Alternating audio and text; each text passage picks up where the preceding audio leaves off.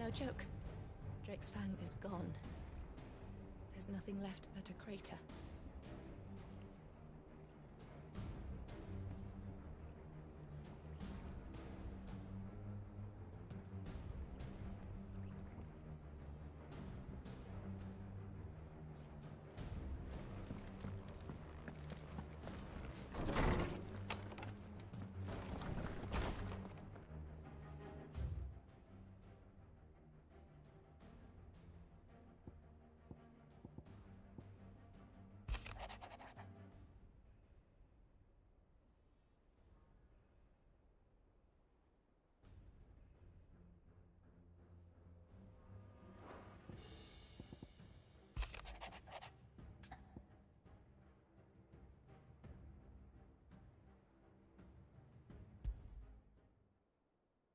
Trouble with the ledgers.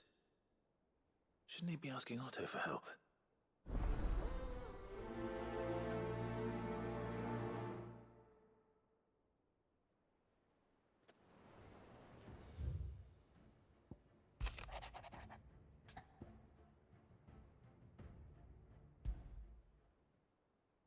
What could be wrong with Torgor? He seemed well enough when I last saw him.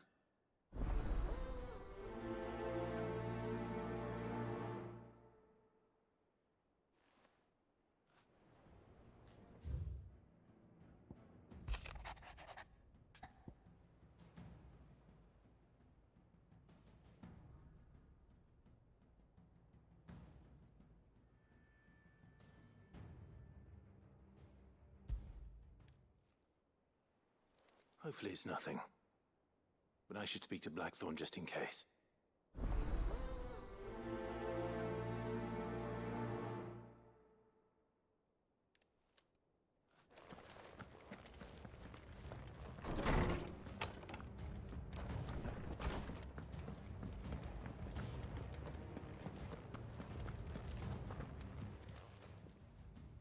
I got your note. You think something's wrong with Torgor? So you can read. Congratulations. But I didn't say I were wrong with him. I said something weren't right. He's not been eating me treats. He used to love cracking the bones from Molly's boiled brown, but now he won't so much as look at them. Didn't like him. Which is why I'm of a mind that his mind's on something else. You've not been working him too hard, have you? No harder than usual. Is that it, boy? Do you need a rest? What was it you said he was? A frost wolf? That's what the lawsman seems to think. Then maybe this all has something to do with whatever it is that's woken inside him. I suppose things have been different since Rosalith. Perhaps Hippocrates knows something. Instead of everything, you mean? Perhaps.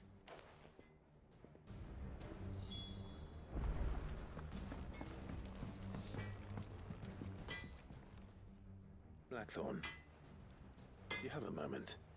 Not really, no. This won't take long. I just wanted to ask how you're getting on. August was worried about you, and you might still be doubting your craft, even after learning the trick of that cuirass. Is there something else weighing on your mind? Perhaps sharing your thoughts might help. That bastard's like a dog with a bone. Still, you've got a keen eye, I'll give him that. He's just, well, Karen showed me something. Something I've never seen before. And that was? A sword. An odd-looking thing with a single-edged blade. The metal itself wasn't anything to write home about, but fuck me, the edge on it. You could slice a man clean in two with a weapon like that, and he'd be halfway home before he even realised he'd been cut. So that's what's troubling you? No. Not troubling me exactly. More distracting. Can't stop thinking, how do you get an edge that sharp? It's driving me mad. And if you knew how to do it, we could arm the curse breakers with even better blades. That's about the size of it, yeah. I'll see what I can find out. Sharper swords are always welcome. And we can't have our master blacksmith being distracted. You're a soft touch, you know that. But I can't say I'm not grateful for it. Good luck, eh? Thank you. Let's see what Karen knows about this sword.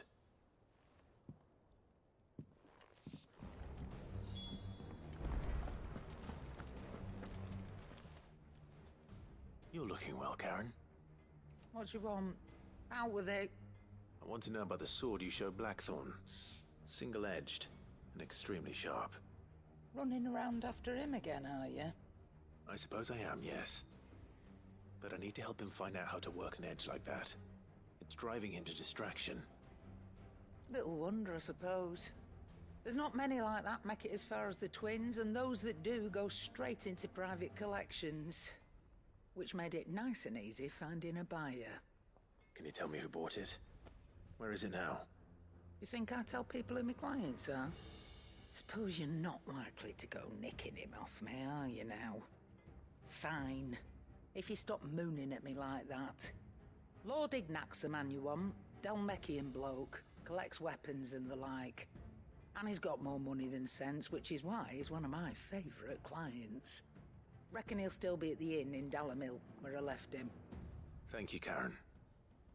Oh, and he's a touch eccentric, if you take my meaning. I appreciate the warning.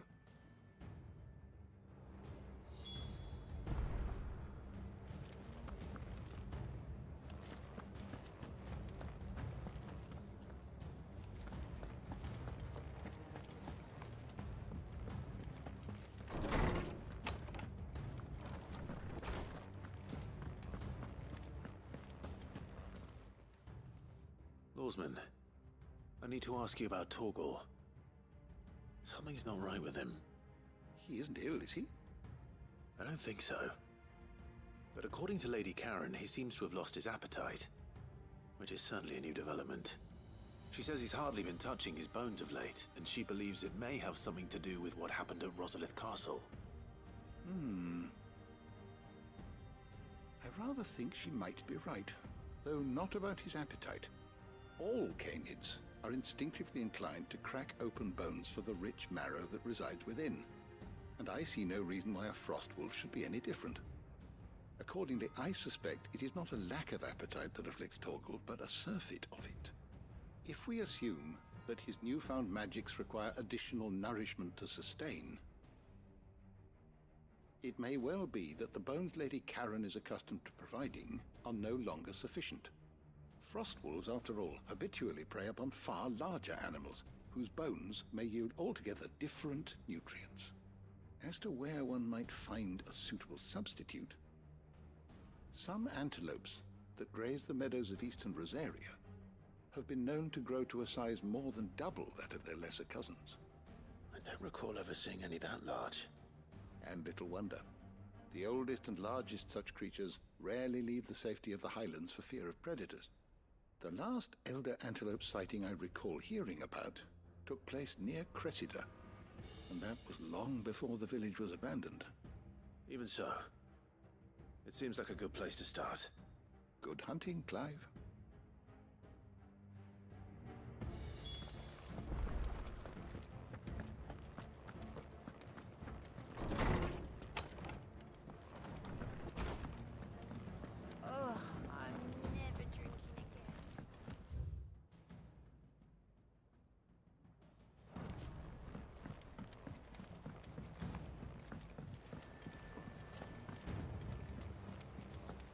Is that the thing Tomes helped?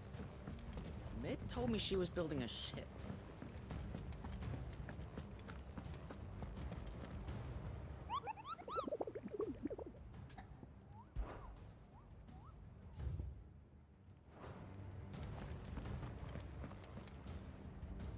Clive, did you get my letter? That's why I'm here. Shh. Oh, don't make me listening. Is this better? A little. Listen, I've some bad news. It turns out the Hideaway may be slightly behind in its payment to certain lenders, and it's maybe my fault. But I swear to the goddess, I thought I had the numbers square. Sadly, that square turned out to be more of a circle. 0, you might say. I can straighten it out, I swear, but it's gonna take some time, and I'm gonna need help keeping it from Otto. Bit late for that, I'd say. There you are! What a surprise! So let me get this straight. You forget to pay our lenders what they're due, and instead of coming straight to me, you get Clive to come to you. In the hope he'll dig you out of the hole you've dug for yourself. Clive, the man in charge of the place you've been cheerfully trying to bankrupt. And you thought this was a cunning plan. Why? Well, who needs paying? Oh, just Martha. And the dame. And, well, Lady Karen. But only 500 talents. We owe 3 of our most trusted friends 5 million gil. Each. 5 million each. They lent us the bulk of the money we used to rebuild the hideaway, you see, and, well, I must have made some sort of oversight. Those ledgers were my responsibility, and it was my decision to entrust them to you. This is my fault. Do we have that much to hand? I can always ask my uncle. No, we don't. And no, you won't. We've lightened Lord Rosfield's purse enough. After the king's ransom we had off him, he deserves better than to see our begging bowl. Besides, we'll need to learn to stand on our own if we're gonna make this work. All right. But that doesn't mean you have to shoulder the burden yourself. Is there anything I can do to help? There might be. How'd you fancy taking these to Martha and the dame? Rocks. Rocks, he says. Worth 1,000 talents apiece, these are. A little something Sid and I set aside for when times got lean. And I reckon 15 million in overdue debt probably qualifies. I just hope our associates' eyes are a bit more discerning than yours. I'm sure there will be. Should be me making the rounds, really. But you know how it is with this place. Orders to bark, arses to wipe, and all that. I know. Which is why I don't mind going in your place. Go. Do you know why I only gave Master Clive here 2 star rubies? Because you'd rather Lady Karen killed me. Because I'd rather Lady Karen killed you. Yes. Well, I suppose this is goodbye then. Don't worry. I'm sure Karen will understand. Really? Do you think so? No, I don't.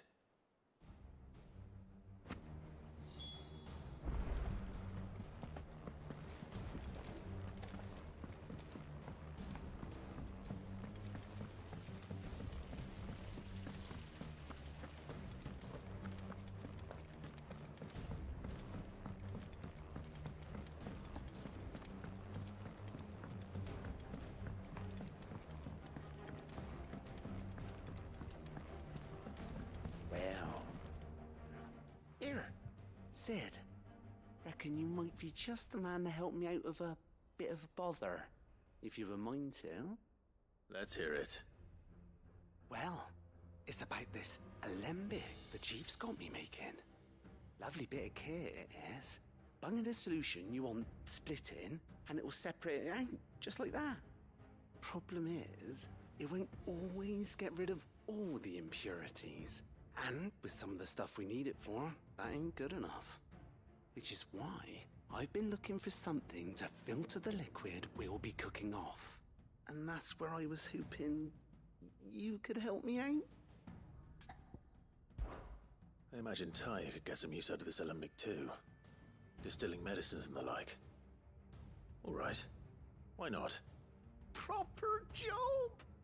So what exactly do you need for this filter? Nothing but bomb ash'll do, says the chief. Gave me a sample she'd obtained from the university stores. Couldn't believe my eyes. You pour the blackest blight water through it, and it comes out clear as a mountain stream. So, I did a bit of reading about where I might be able to get hold of some. And do you know what I found out? It's only the blimmin' bones of a bomb king. They leave them behind when they die, see? I take it that's where I come in. If you wouldn't mind. I saw a billet on the hunt board for one just the other day. Would have gone myself, but, well, fighting dirty great balls of flame ain't exactly my forte. You, on the other hand... All right. I'll see what I can do. Thank you kindly. And a good hunting, eh?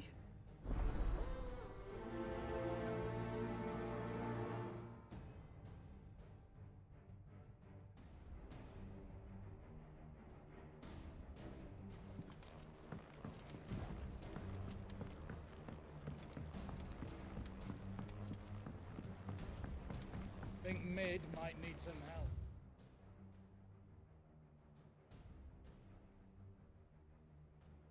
Tidying up that watch.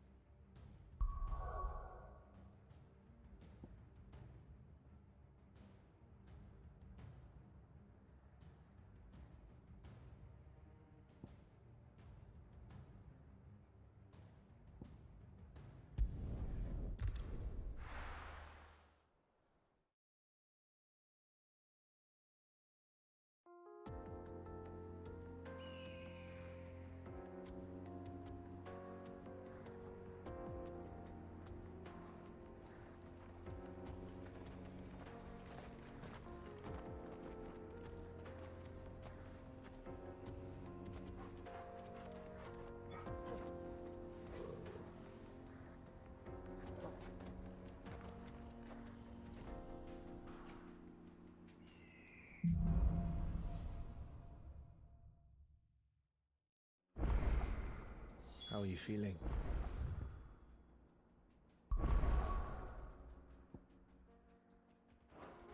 Better.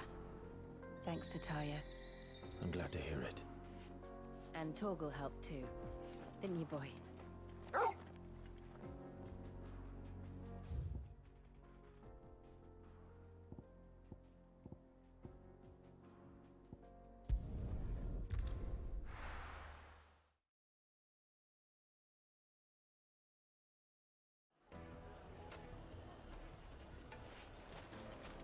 People take notice of wealthy men. Shouldn't be too hard to track down Karen's collector. He's gone. The whole Mother Crystal gone. What are we gonna do?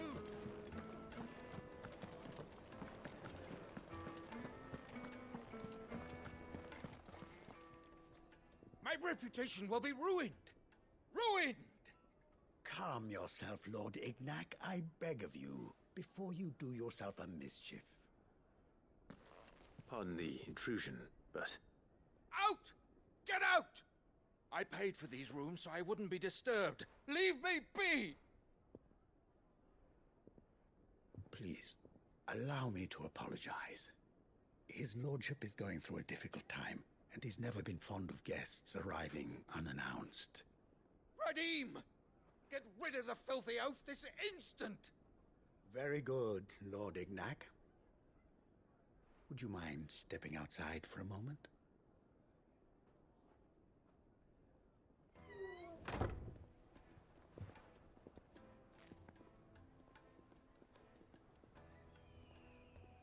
I'm sorry if I've caused you any trouble. That? Oh, no. That's just how his lordship is. Though the morning's events have left him somewhat fractious. He has been dispossessed of his luggage, you see. The thieves also made away with a considerable amount of coin. Coin the innkeeper will soon be keen to collect. I don't suppose a certain blade was among the stolen items. A single-edged sword. It was purchased from a merchant friend of mine. Ah, you know Lady Karen? Yes, I'm afraid it was. Then I'll retrieve Lord Ignac's luggage. But I have one condition. You have but to state it. You are welcome to anything that is within my power to grant. I want an audience with Lord Ignac. A few minutes should be enough. Then I'll be on my way. A condition I would be a fool to refuse. Of course, you shall have your audience. I don't suppose you saw where the thieves went? I did not, no. Though some discreet inquiries made on his lordship's behalf mean that I know where you might find them. The bandit's bed.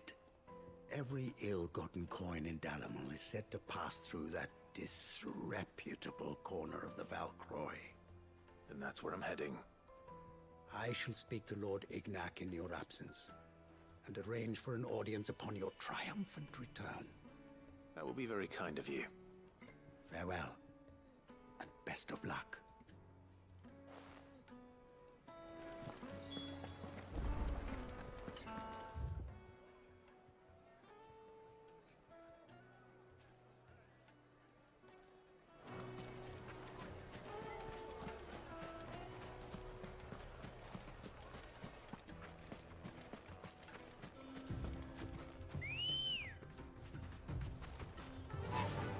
Run like the wind.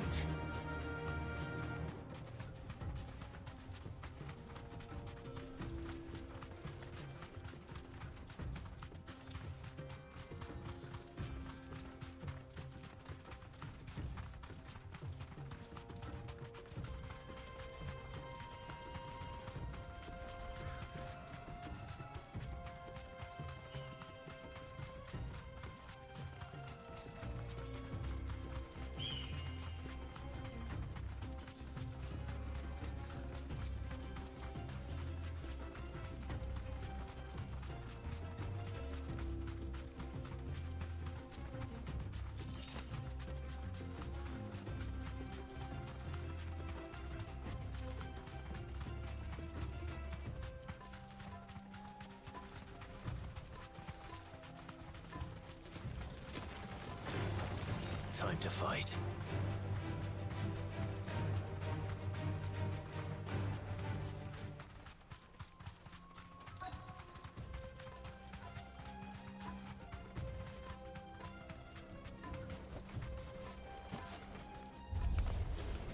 We've got company! Come on, lads, let's tear the bastard's head off!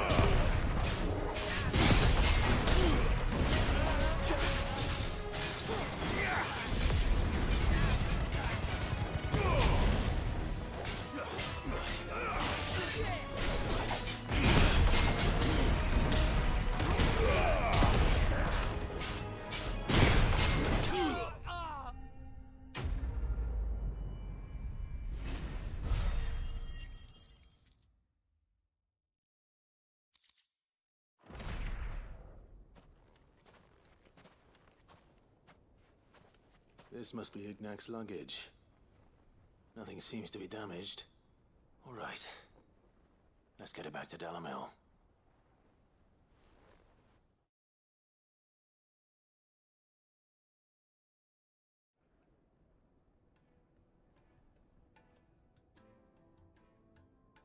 I hear I have you to thank for the return of my effects.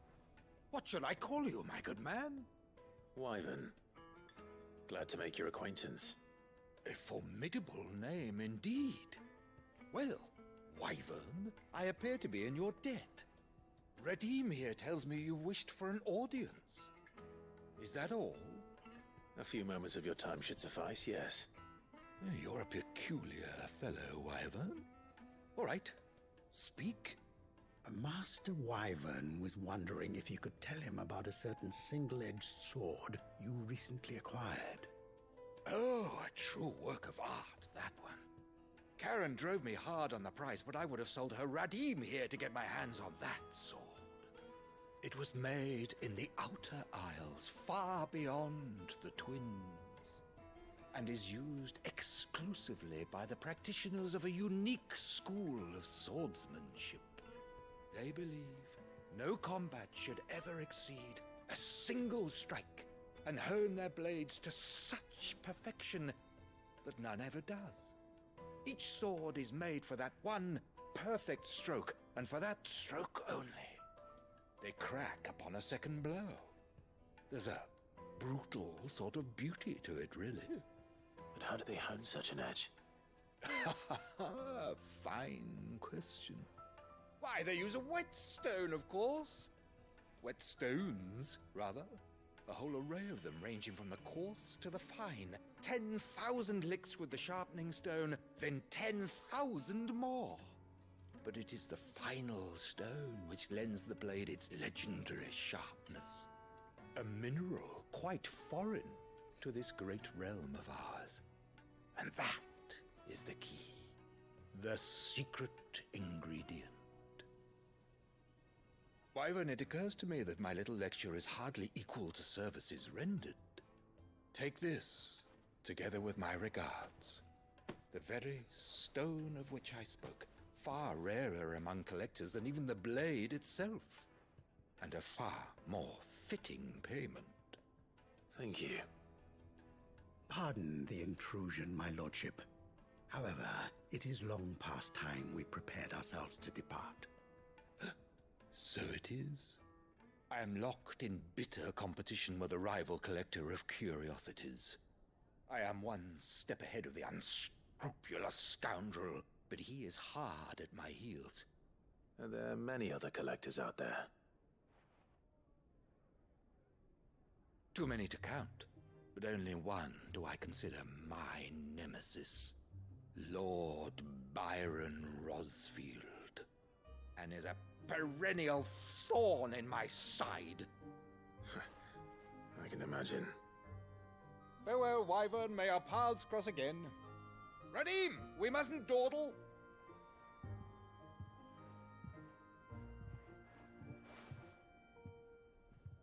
I think his lordship is rather taken with you, Master Wyvern.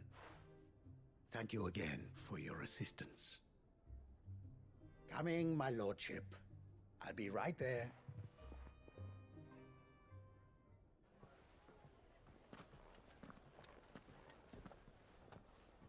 Trust Uncle Byron to find such an interesting rival. Now, let's see what Blackthorn makes of this whetstone, shall we?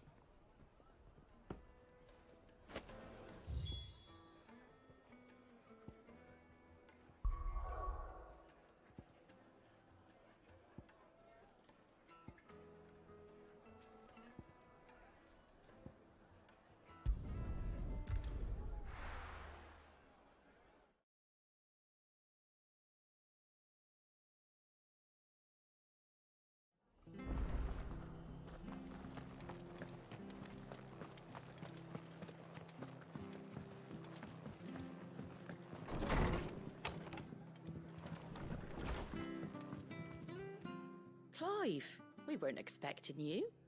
I wasn't expecting to be here, but it seems we still owe you a considerable amount of coin for your help with our rebuilding efforts. And though I doubt it's what you were expecting, we were hoping you'd take this as payment.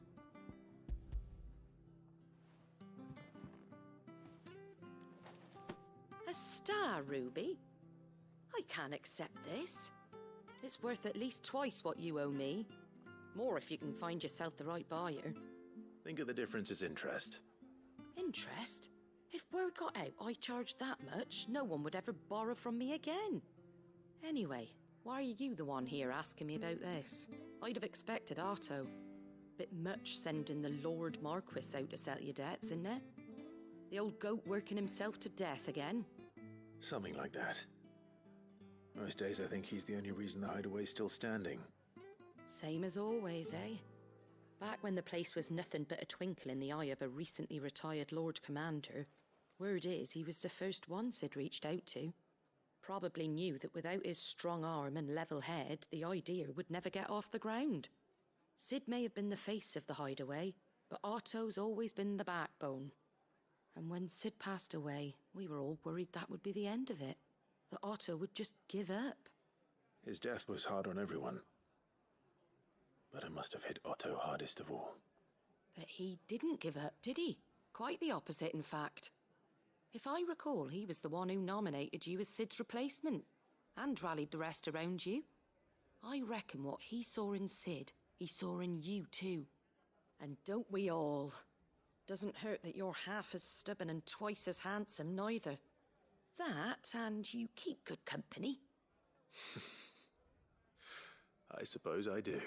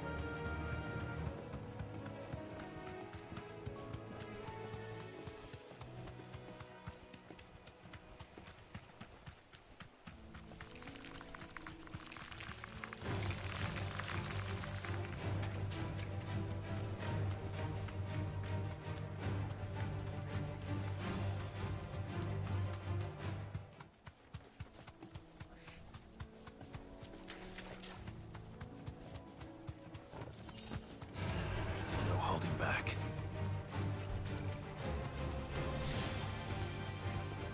Well, it's certainly quiet.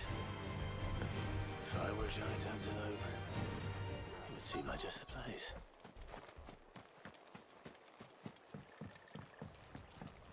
I doubt we'll find one bigger than that. You hungry, Torgal?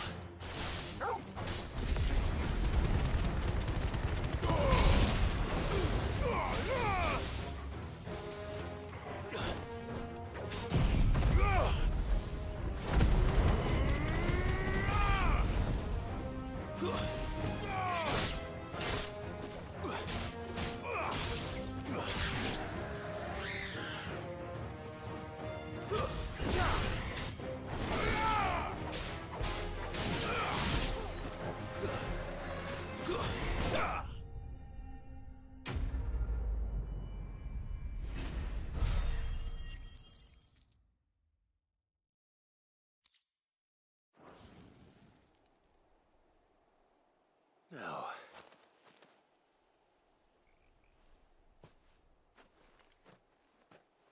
will it be enough, I wonder?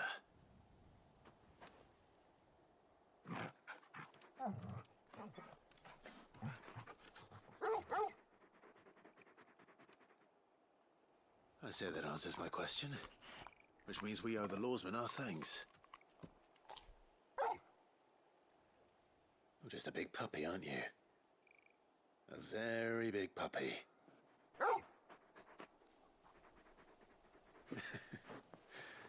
You do know you can take that with you, Torgal. Lady Karen will be relieved to hear you've got your appetite back. Come on, boy.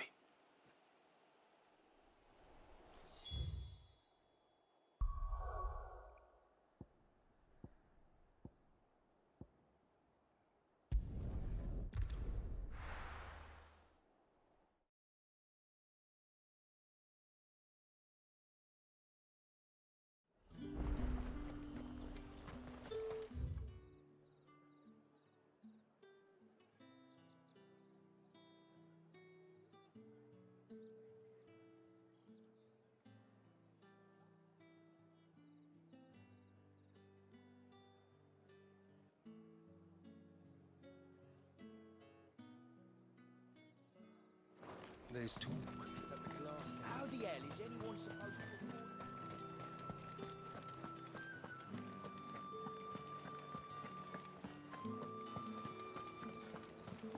Did you hear? The gates to heaven. I want to see you.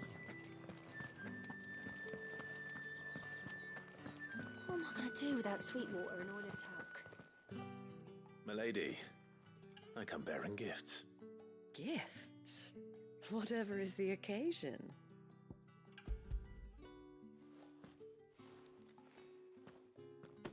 Oh my. Clive, you really have outdone yourself. Otto asked me to give it to you. To settle the Hideaway's debt with the Veil. And to compensate you for the time it took us to do so. You disappoint me, Clive. I thought you might finally be warming to me. Tell Otto he can keep his baubles. I tried to tell him as much the first time around. The man owes me nothing, nor does the Hideaway. My contribution to the restoration effort was made freely and willingly. It was the least I could do. You once told me Sid did you a kindness.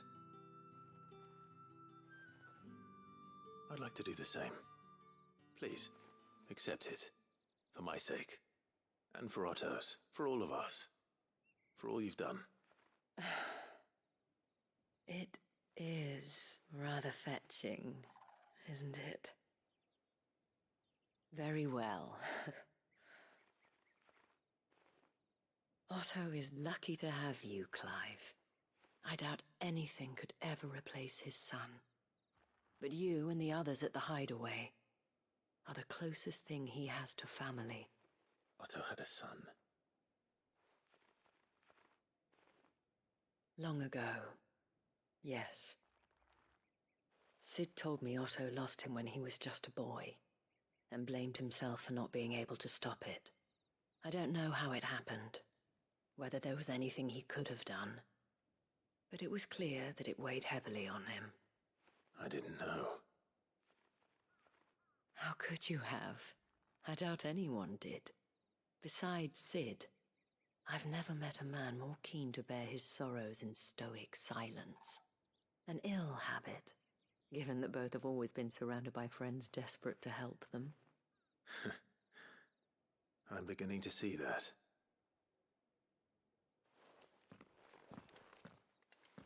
Go will want to know the stones were delivered. If he's still with us.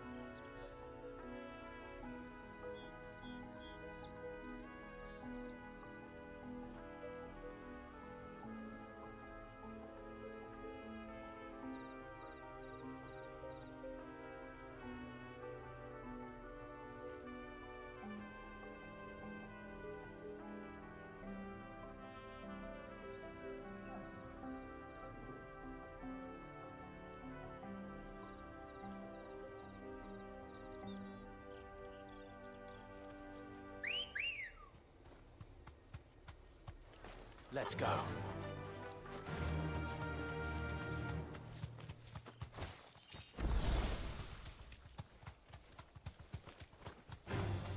Time to fight.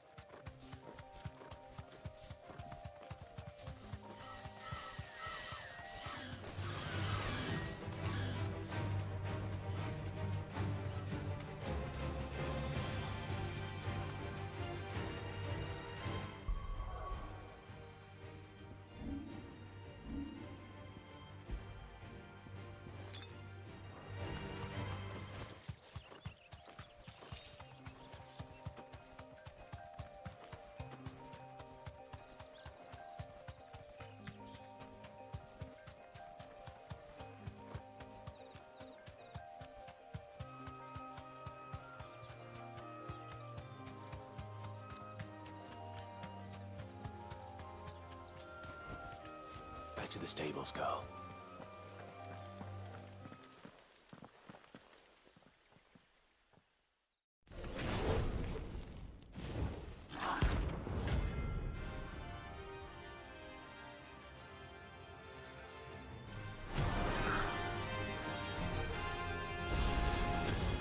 What we have here? Greetings, Your Majesty.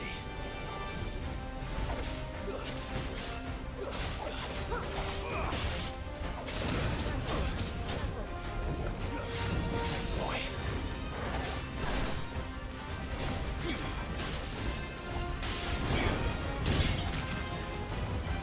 That's better.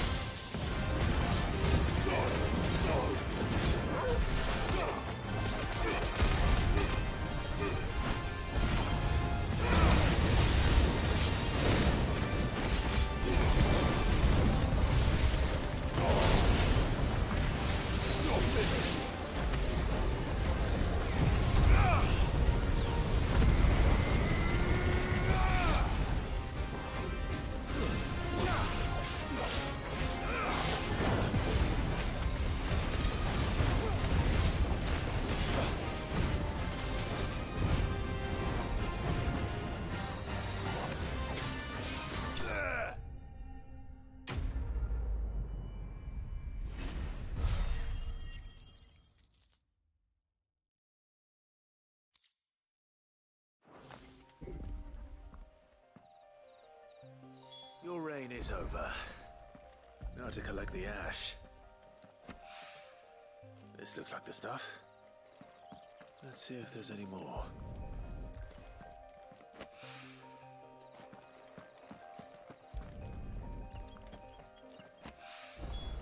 That should do it. If the wine needs more than this, he can fetch it himself.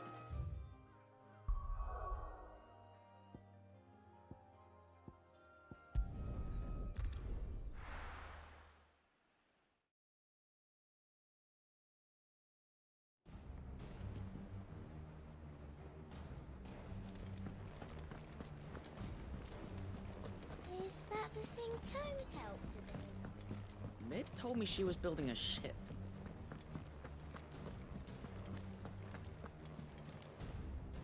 Goat. Still alive, I see. So Lady Karen accepted the ruby. Ah, about that. I tried my best, but she was just too stubborn to take it.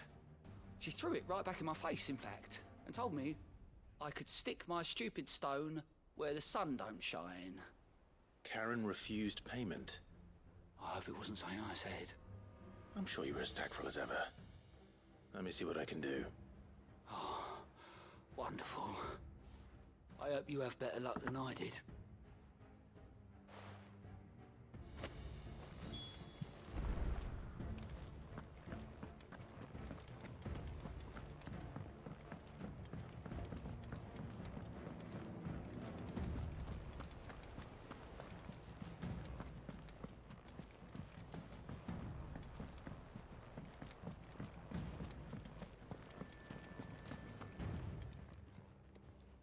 Lady Karen, Goat tells me you weren't happy with our offer. Would you prefer the debt was repaid in coin? What debt? I don't recall lending any of you lot me hard-earned gil. I may have tossed a talent or two in the Hideaway's coffers, but those were donations, and you can hardly call it charity if you go asking for it back. Of course not. But one good turn deserves another. And our circumstances have changed. Surely you wouldn't shun the gratitude of a pauper who happened to have become a prince. Oh, so you're a prince now, are you? Fine. But I'm selling it and taking what I'm owed, then you're getting the rest whether you like it or not.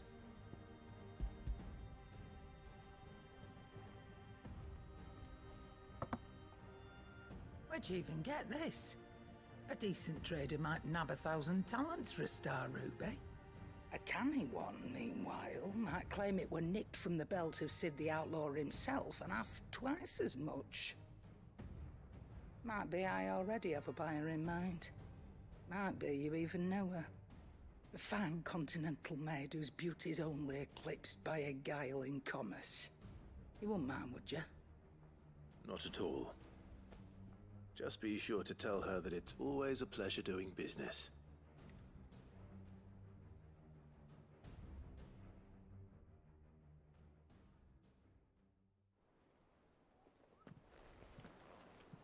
I hear you ended up delivering all 3 stones. Thanks to this lump. I sometimes wonder what I pay you for. Speaking of which, I still haven't been paid last month's wages. Oh, so you remember what's owed to you then? Get your ass behind that disc of yours and don't get up before those ledgers are square. Right away.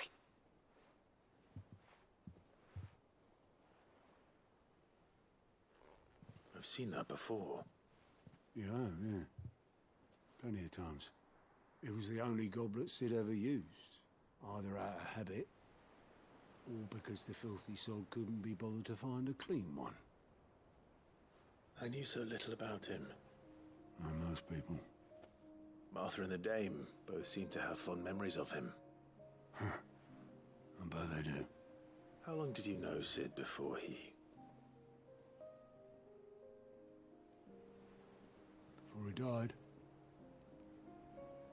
20 summers, give or take.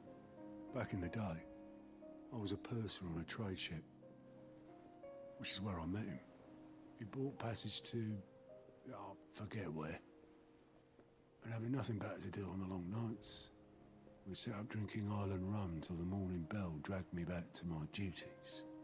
Quit my post not long after that. On account of making a fine maiden's belly fat. But me and Sid stayed close, promising we'd one day sail the seas again. That was before fate stepped in and said she was having none of it. The magic woke inside my son soon after his first name day, and there was no hiding his knack. Couldn't you and your family have... My family were the ones who summoned the constable, wanted the monster taken away. I couldn't turn my back on him, forget what I felt, and I couldn't for the life of me understand how they could. Luckily, Sid was of the same mind as me. It was him who stood beside me when all I wanted was to tear the whole world down. Him who cried for me when I had no tears left of my own. Him who swore he'd do everything he could to stop it from happening again. And he was true to his word, too. Left the Royal Army once and for all. His ranks, his ribbons, gone. Just like that. Threw away everything he had. All to right a wrong that no one else had the courage to face. I knew then I'd follow that man to the ends of the earth.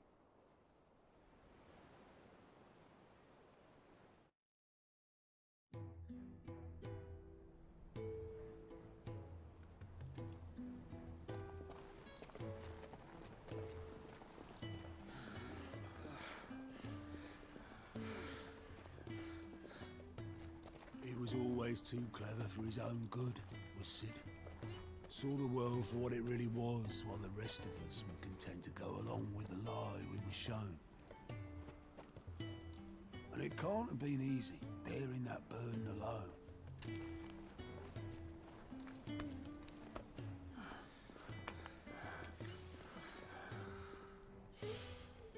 But he didn't let it stop him.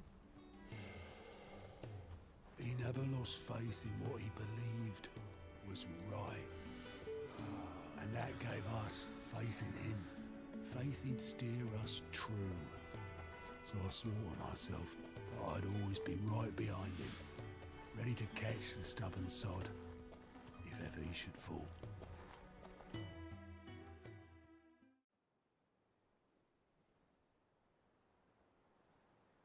But I couldn't even do that.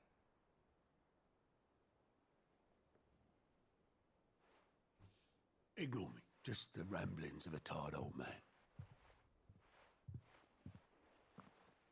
Leave that lot. I'll tidy it up in a bit.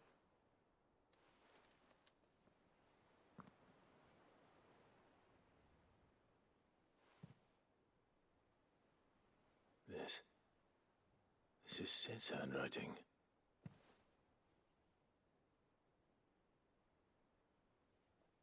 Dear Otto. I may be drunk, but I wanted you to know this place would be fucked without you. Love you, you grumpy old sod.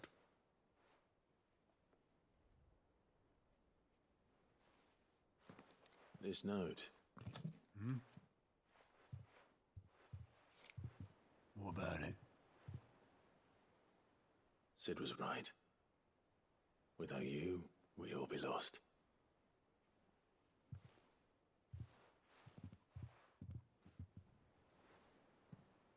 He should have bloody well said so then. Just once. Before he went.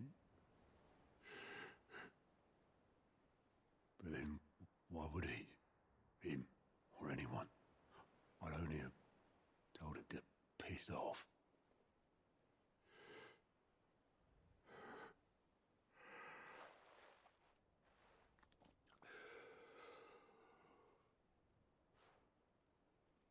You're wrong, though. Both of you. It was never just me keeping the hideaway afloat. It was all of us.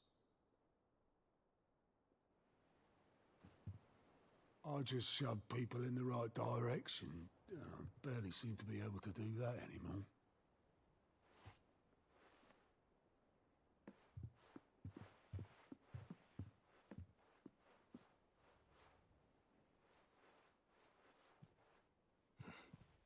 Would you rather goat at the helm? Well, maybe I've got a few more years left in me. I'm going to hold you to that, Otto. Before you go, Sid would have wanted you to have this. But this'll do me just fine.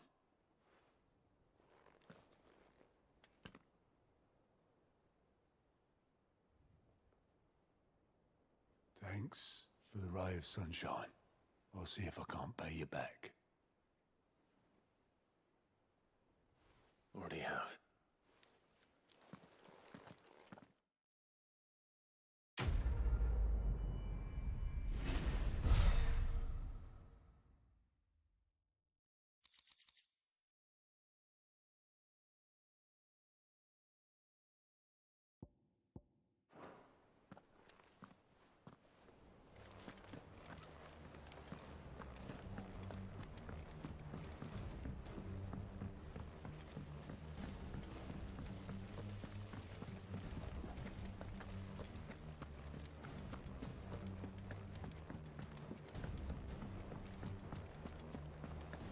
Mid might need some help.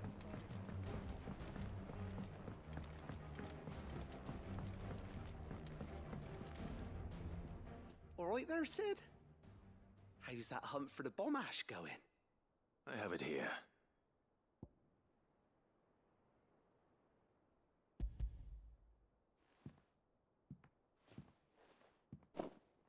That's the stuff.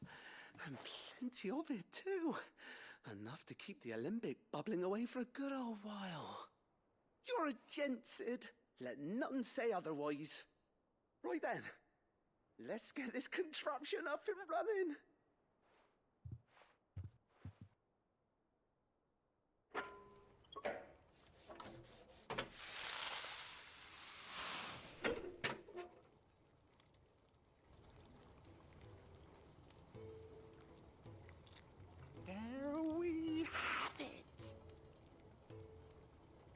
Telemon Alembic. And it works just like the chief said it would. Very impressive. Says the man who cut down a burning boulder. Speaking of which, I still haven't returned the favor. There's no need. The good it will do for the hideaway is reward enough. Don't be silly. Why don't you let me take a look at that bag of yours? The one you keep your potions in. Reckon I could work some magic on that. What kind of magic? Well, we happen to have isolated a substance in our test run of the Alembic that I reckon will make even the toughest lever supple as anything. Thought we might use it to breathe new life into old boots and the like. Save the hideaway a few gil. Ah, I reckon if we slap a bit on your bag, it'll loosen it up enough for you to squeeze in a bottle or two more. Well, it can't hurt to try, I suppose. That's the spirit. Leave it with me. I'll only be a mo.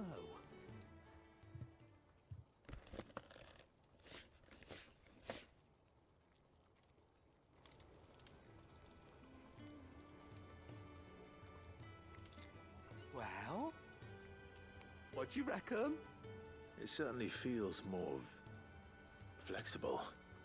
Right? Told you. Thank you. I think. No. Thank you for supporting Mid and the rest of us in our endeavors. Without you, we'd never have been able to discover wonders like that stuff I rubbed on your bag. And I'm telling you, there's plenty more where that came from.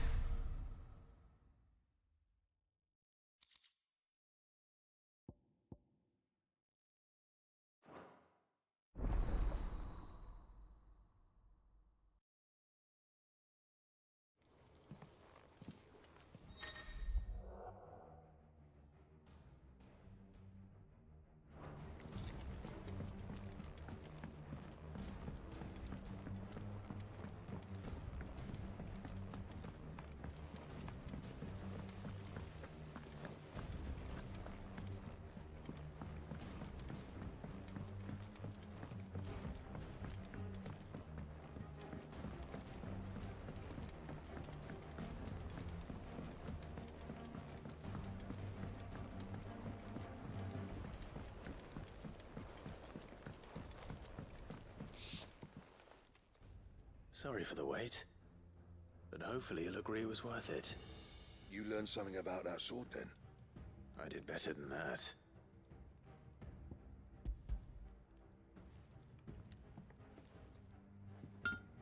A whetstone? Yes. But not one you'll find anywhere in Valisthea.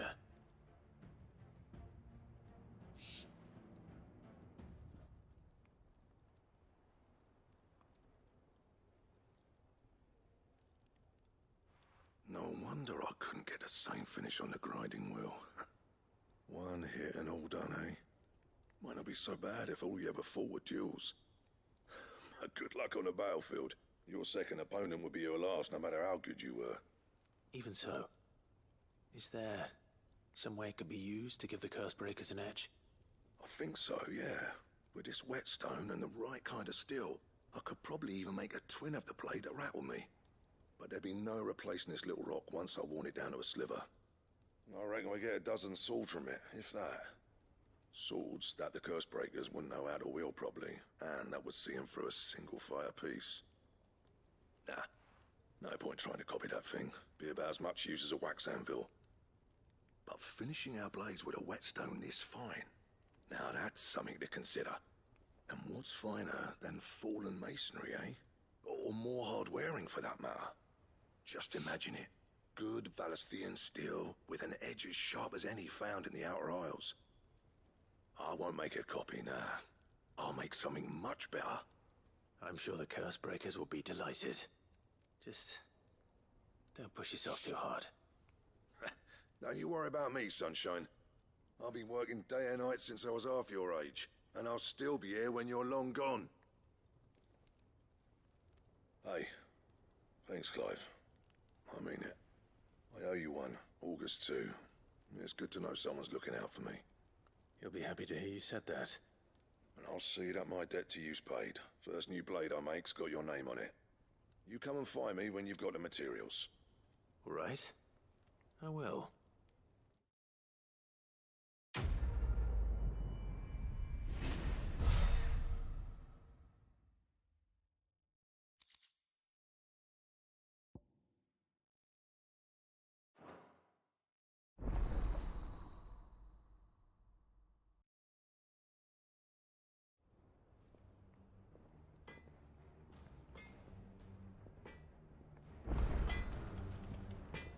Clive? What do you want?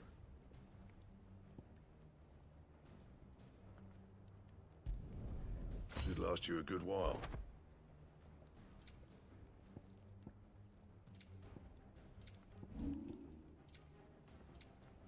That it?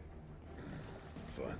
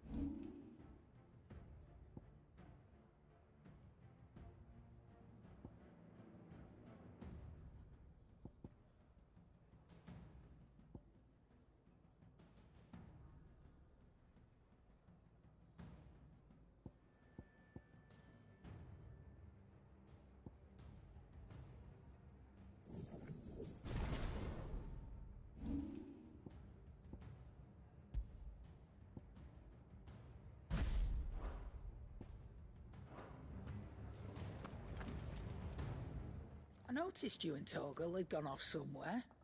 Take him for a walk, did you? You could say that.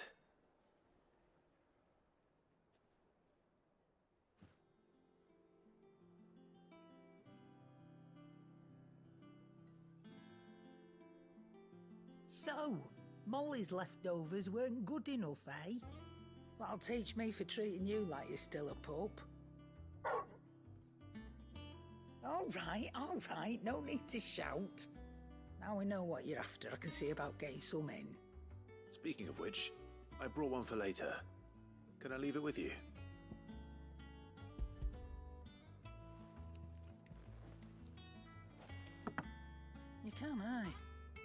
nice like that. In return, you can thank Tomes for me. The bloody know-it-all. I was just on my way to see him.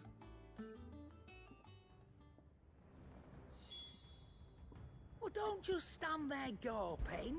I don't know many fleshers who deal in cuts that size. Well, that doesn't mean I don't know some. Coin purse weighing you down? I'll be thankful you got that much. You got out else? It'd better all be here. You'll not find a better price than that. You're rubbing me blind, you know. You'll not find a better price than that.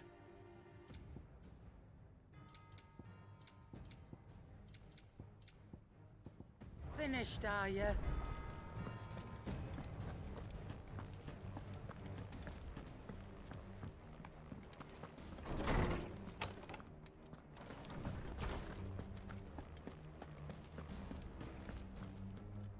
Ah, Clive. Were you able to locate your quarry? We were indeed, Lawsman. You pointed us in exactly the right direction. And Torgal's been a very happy hound ever since. Very good, very good. Lady Karen sends her thanks, by the way, for your part in solving the mystery. Ah. But that reminds me. After your last visit, I found myself pondering Torgal's talents. Do you recall our conversation concerning Lady Jill's role in Torgal's transformation? About how she somehow woke the power within him? Precisely that. A reasonable conclusion, I thought, but one which raised certain questions in my mind. You see, the Fenrir of legend served Shiva and Shiva alone, and while the powers attributed to him are certainly impressive, the records imply they are somewhat different in nature to those you described Torgal as having used. What are you suggesting? That Torgal may be the beneficiary of more than one Icon's power. Consider that in addition to Lady Jill, he has served as a loyal companion to you, your brother, and even the late Cid. In short, the Icons hitherto near at hand, or should I say at paw, have been diverse and plenty, and that number has only grown as the realm's dominance have fallen to your sword. One can but speculate as to how all of this has affected Torgal. He has seemed more fierce of late. And if I am not mistaken, he will grow fiercer still. We are fortunate indeed to be able to count him amongst our allies and not our adversaries. Oh, he's more than an ally. He's a friend.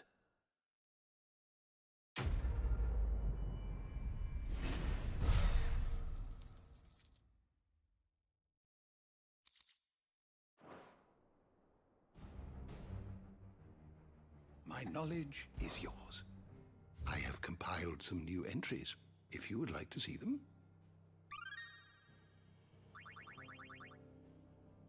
If you have a question for me, I should be happy to answer it.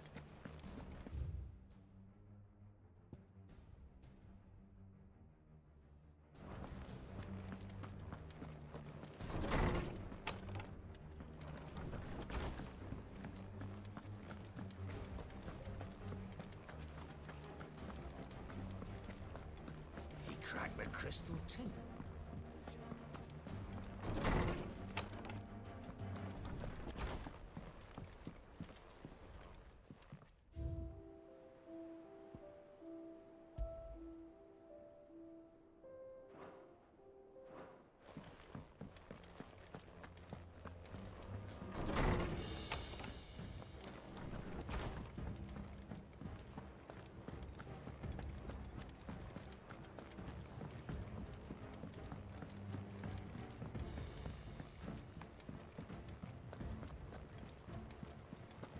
Is that the thing Tomes helped with? Mid told me she was building a ship.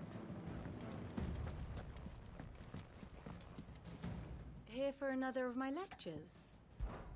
What is it that you wish to learn? Here you are. Thus ends today's lesson.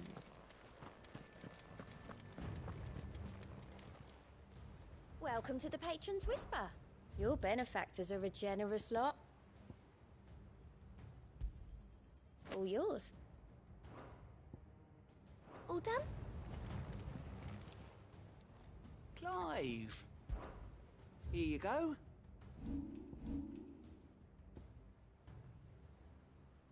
Seen enough?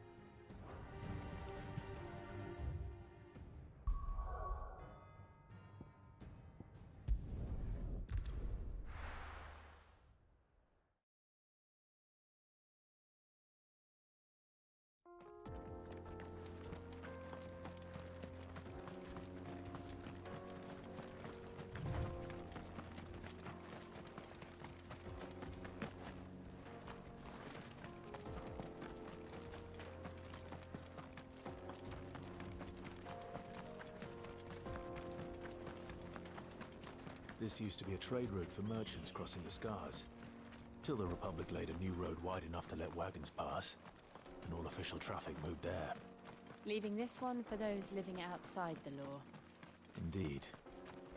I doubt we'll be the only outlaws on the trail today.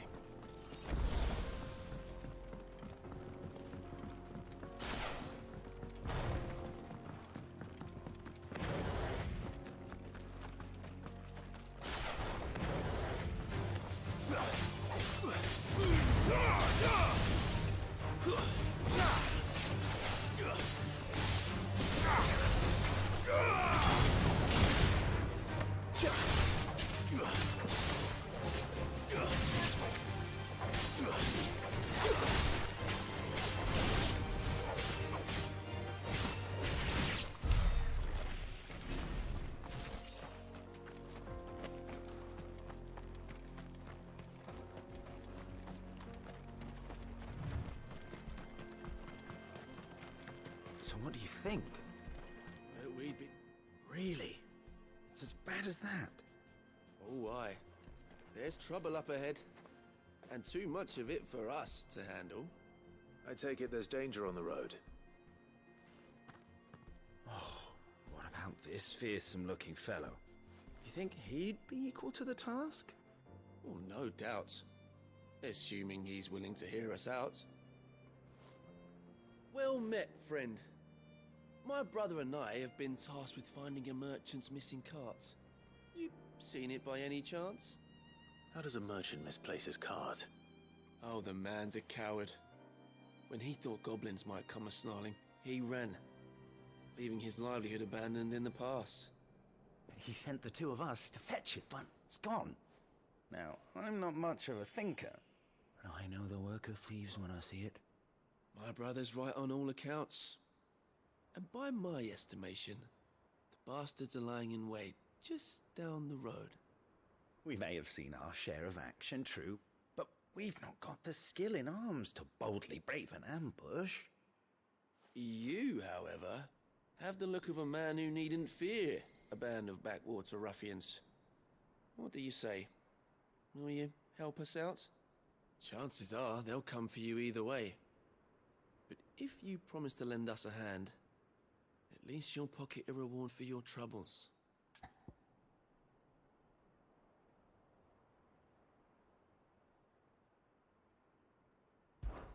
Well, if I'm going to have to deal with them anyway. You've clearly got a fine head on those broad shoulders. We're lucky you came along. Now, hoping to make a heavy purse in Boklad, our merchant friend loaded his cart with as much as it would carry. Reckon he won't be forking over the rest of our fee if we don't find those goods.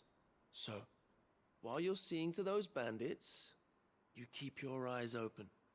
All right. Just don't expect me to drag the cart out of there myself. No. You can leave the cart to us.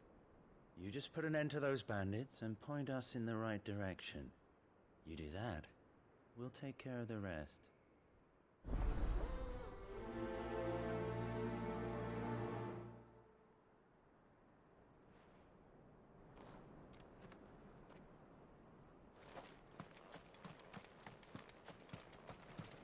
I'm not sure I trust those two. But if there are bandits lying in wait, I should probably... Look lively, you lot! We've got guests. These must be our bandits.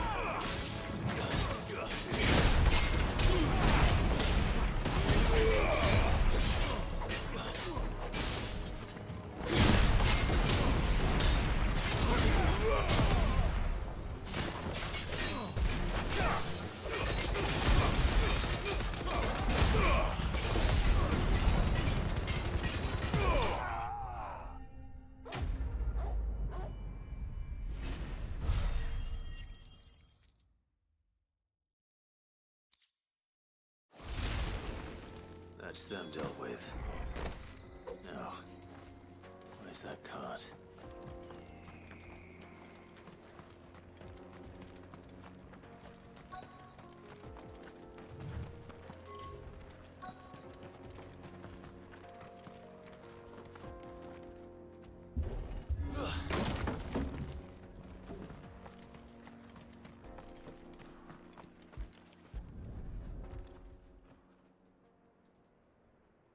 Getting all of this out of here will be a nightmare. Seems we've found ourselves the right man for the job, wouldn't you say? Found the cart and didn't leave a single bastard breathing. Our merchant friend will be delighted. And how exactly will he be getting his goods out of here? You leave that to us. After all, it'd be wrong to make such a fine warrior haul cabbages to market. You've done your part. And that's all you need to worry about. Here.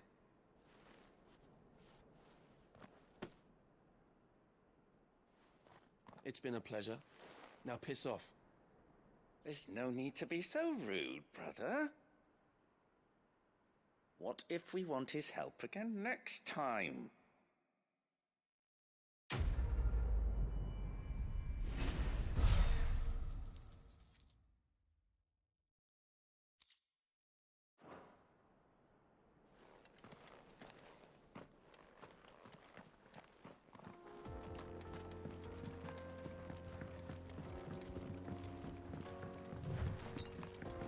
I see the Dalmex lag behind Rosaria when it comes to bridge building.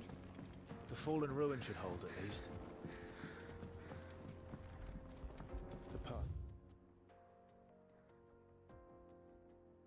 continues on the other side.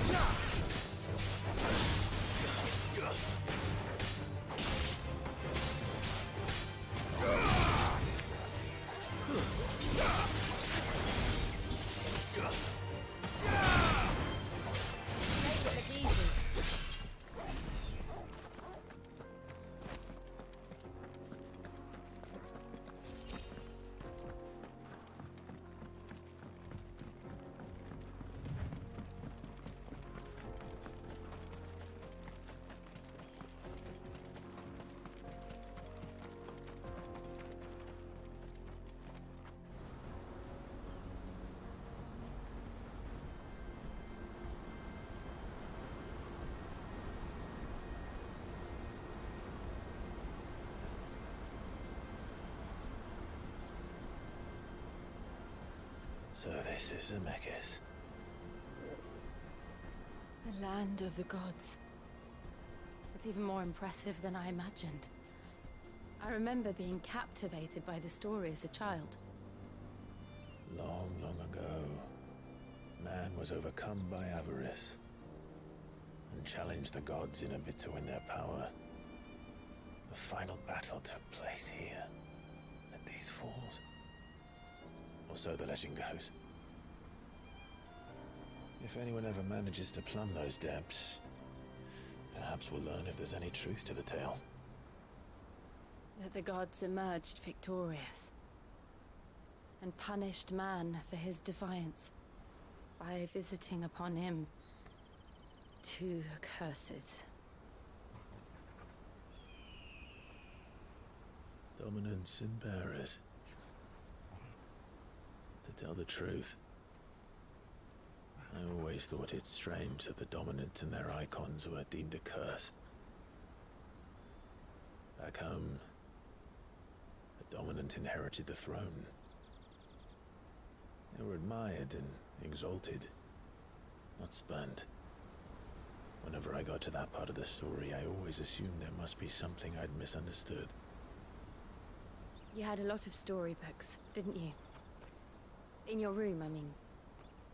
When we were young. The old legends were always my favorites.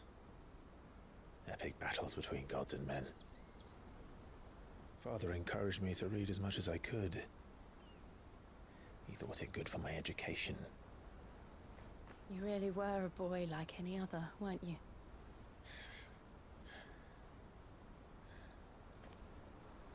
Just look at this place. It's enough to make you believe the legends are true. I know.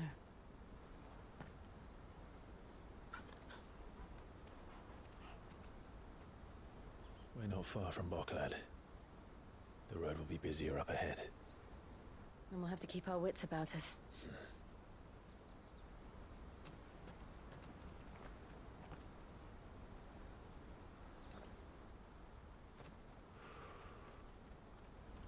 Clive? Something wrong? Nothing. It's nothing.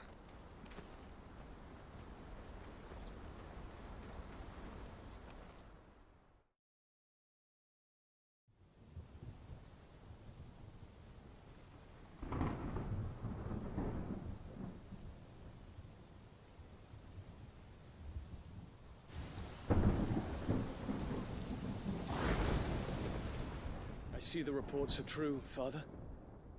You have surrendered the throne to Olivier. I have. Emperor Olivier shall rebuild the Holy Empire of Sanbreque.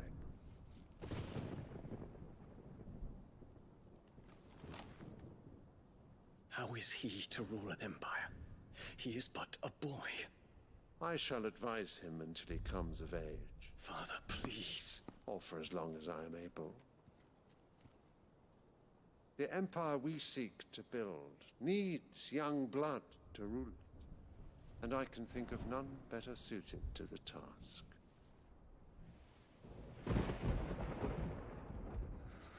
There is other news, Dion. Hugo Kupka is dead, and Drake's Fang destroyed. The pillars of the Republic have fallen. Ere long, the Imperial banner shall fly over every city in Storm. And then Valisthea. All shall bow before their Emperor.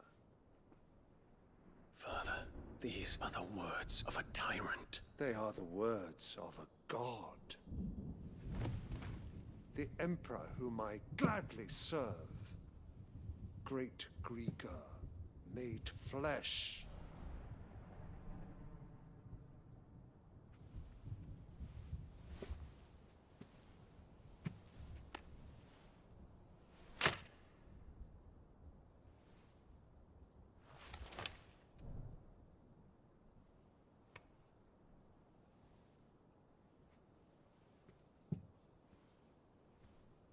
Return to your camp, Dion, and ready your forces.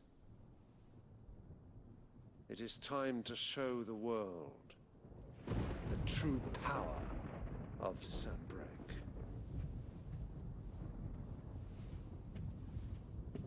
Father. I find you much changed.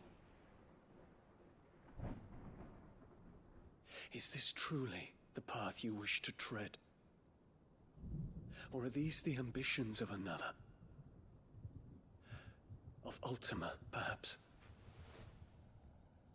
What nonsense is this?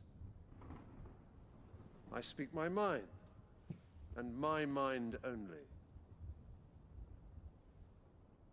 Though I do owe Annabella thanks for reminding me of certain truths regarding the nature of nations, of rulers, and of the divine. You would trust the words of this traitress? She betrayed her country. She slew her husband. You have ever been an invaluable servant to Sanbreque, Prince Dion. I trust you will continue to serve your Emperor in the wars to come. The canker! Silence! Insolent wretch! You will bend the knee. All else is heresy. Sire, forgive me. This audience is over. Come, your Radiance. The Rowena Syndicate awaits your pleasure. Oh, not another meeting with silly old men. They're so boring. I'm hungry, Father. Can't we have luncheon instead?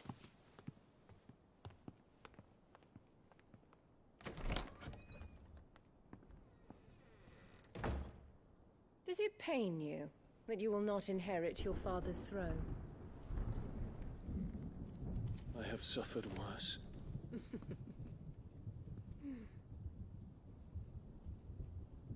Count your blessings, Dion.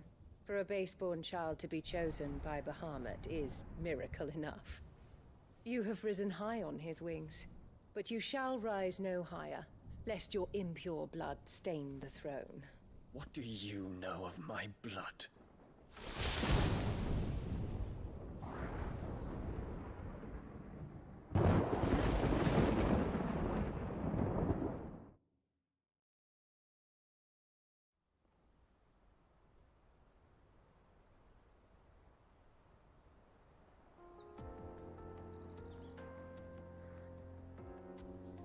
The Boklab markets are to the north. We just need to hug the coast. Faster!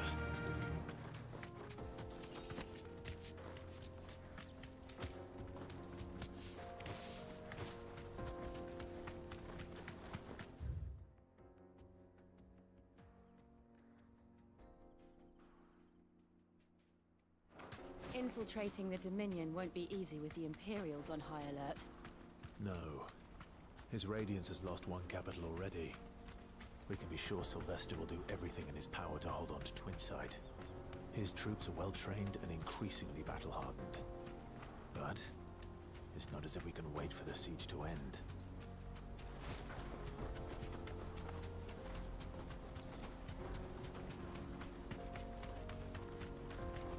More refugees. And they're all making for the Crystalline Dominion. Because they don't know how to live without the Crystal's blessing.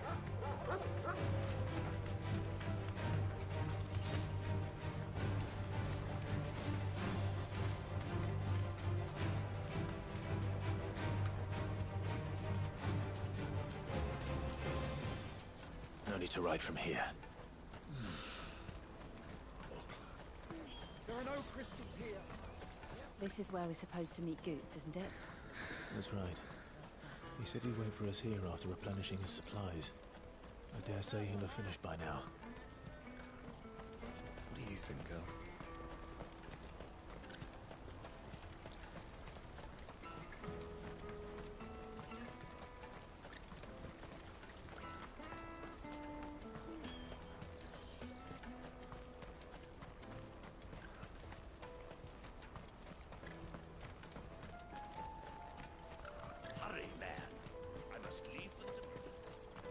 bloody Crimson Caravans.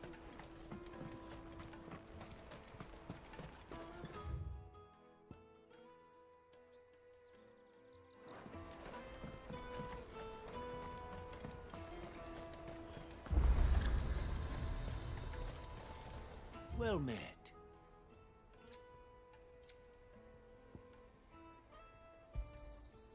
Many thanks. You've a discerning eye. Out of my sight, wretch. I know you...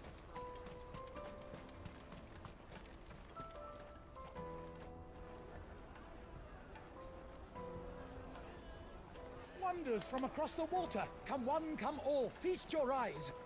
Good sir, can I interest you in...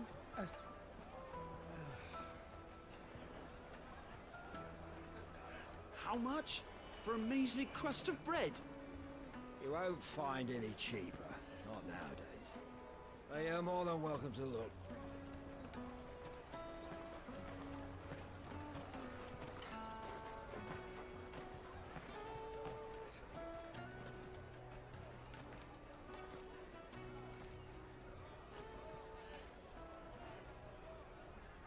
The Empire's unlawful and illegitimate occupation of the Crystalline Dominion is still in effect.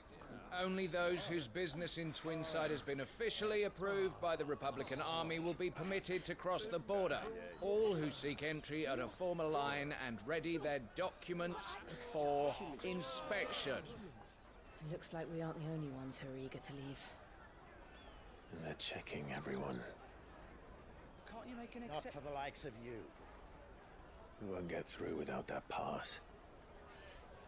Let's go in and find Good, shall we?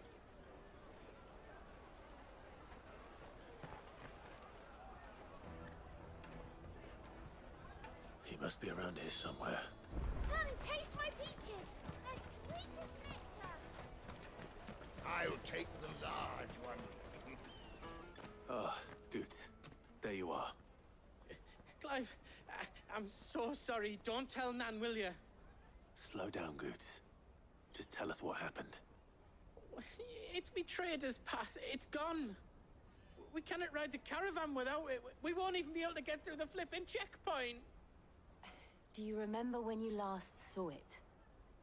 It was in my pocket a minute ago. Then a bairn bumped into me and... Here. You don't think that they might have nicked it, do you? It wouldn't surprise me.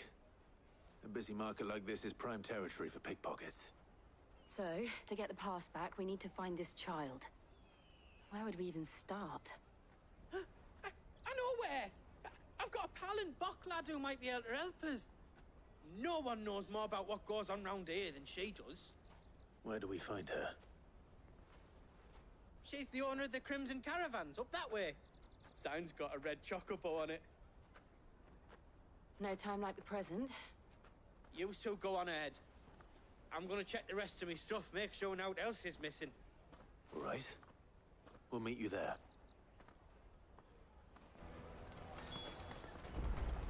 Let's keep an eye out for this red chocobo, then. And the other on our purses. Next to the checkpoint.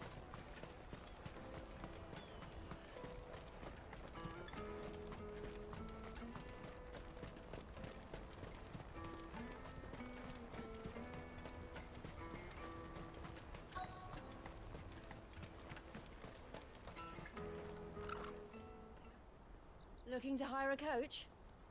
It's 10 million for a two-birder to the Crystalline Dominion. Take it or leave it. Oh, we're not here for that. Then I bid you good day. Oh, wait! Don't go, El. He's me mate. As I live and breathe. Goots, what are you doing back in Bocklad?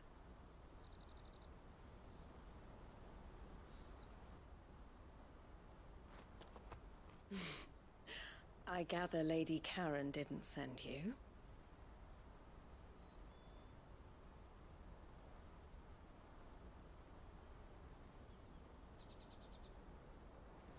So what trouble have you got yourself into this time? It's me trader's pass. It got stolen. By a little bairn. Of all the... You're the size of a marble. Honestly... ugh. Goots told us that you know the markets well. Might you have an idea which little band could have done this? We don't intend to punish them. We just need our pass back.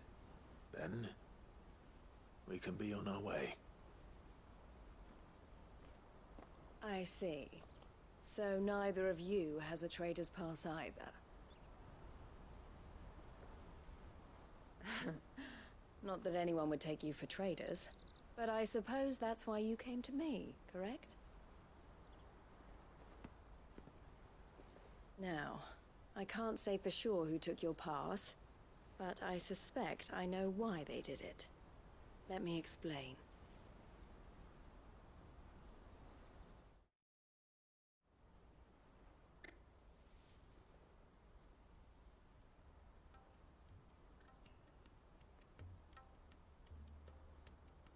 Ever since the Fist marched on the Dominion, the Republic has been clamping down on any commerce that might aid the Empire more than it does us. Which means traders' passes have gone from being merely a way of easing one's progress to being essential if one wishes to cross the border at all. And with demand outstripping supply, they've become a precious commodity, leading some to seek to acquire them by less than legitimate means. So the children are stealing passes to sell on the black market? Yes and no. Passes are inscribed with the names of their owners, and yet none of the victims' names have appeared on the register of those passing through the checkpoint. Which means? That someone is doctoring the stolen passes. The same someone who is encouraging the children to steal them. And the same someone who has Goots' pass, no doubt. Whoever they are, they're ruining the livelihoods of honest merchants, which is why we've decided to take a stand. Will you stand with us? You want to get your pass back, and we want to ensure that no more are stolen. Catch whoever's behind it all, and two birds shall be slain with a single stone. Is there any other way of getting to the Crystalline Dominion, Goots? They won't let you in if you're not with the caravan. It's that, I don't know, try swimming across the strait. But the guards will definitely spot you if you try and do that. Like, we don't want to get spotted, right? So either we find the people who took the pass, or give up all hope of entering the Dominion. All right. We'll help. Thank you kindly. But I don't know your name. Eloise at your service. Clive. A pleasure doing business with you, Clive.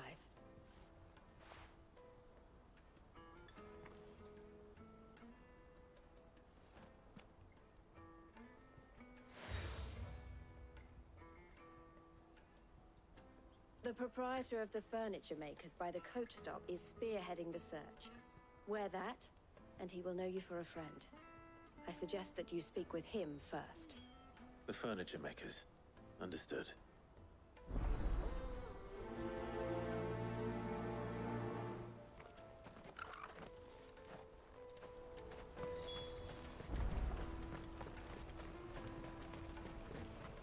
Out of my sight, wretch! Peaches and pears.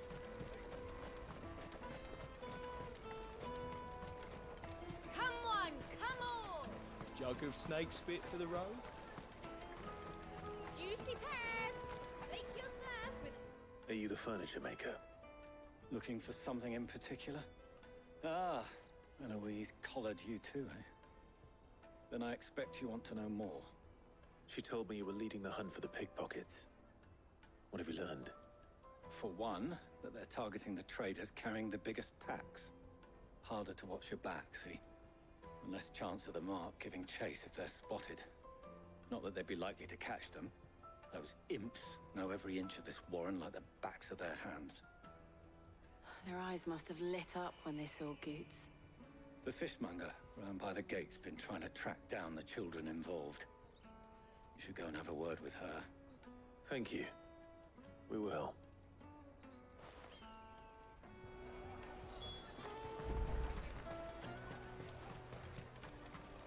You won't find anything of this quality in Twinside. You should come with me to the Dominion. Fish for sale! Fresh sorted and smoked! Can I interest you? Ah, sorry. Message from Eloise, is it? She's asked me to help her. To help you find the pickpockets. Is that so? Suppose I better tell you what I know, then. For one, this isn't a family operation.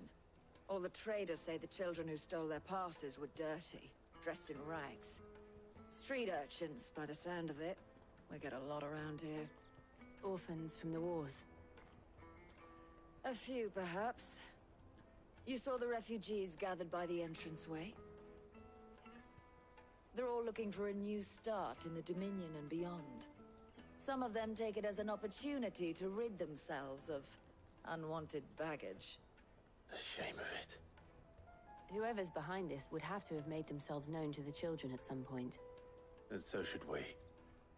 You should start with the children around here, then. I doubt they're the ones involved, but they might have heard something. It's worth a try. All right, then. Questioning children. How hard can that be?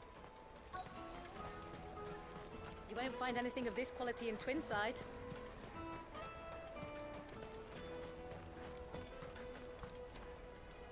Do you have a moment? What do you want? What I want is to know who's asking children like you to pick pockets. I don't know. Nobody's asked me. What's picking pockets? Do you get paid for it? No, you get in trouble for it. So if they come calling, you know what to tell them.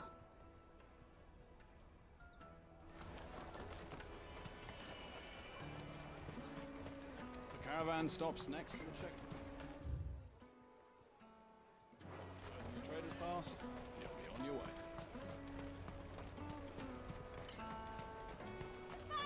I'll take the large one. Excuse me. Do you mind if I ask you something? Can't stop you.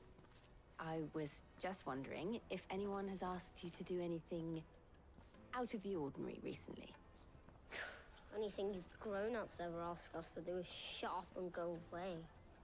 So guess what I'm about to tell you to do? Sorry. I'll leave you alone.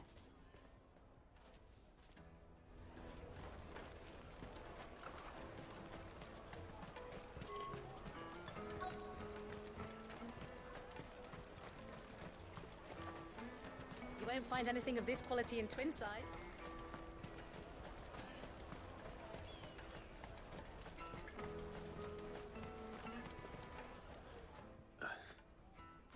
Excuse me?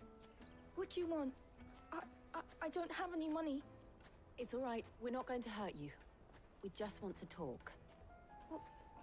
What about? We've heard that some very bad people are making children like you steal from travelers. We need to know who's behind it so we can stop them.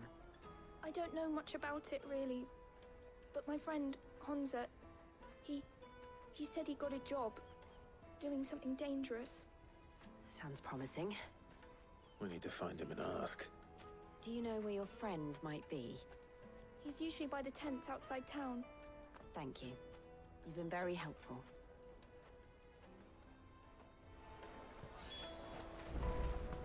Come on, come on!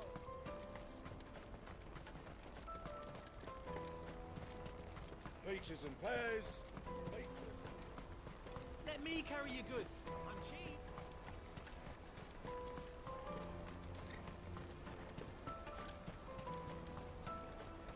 That's that then. She must have meant the refugee camp. Let's hope he's still nearby.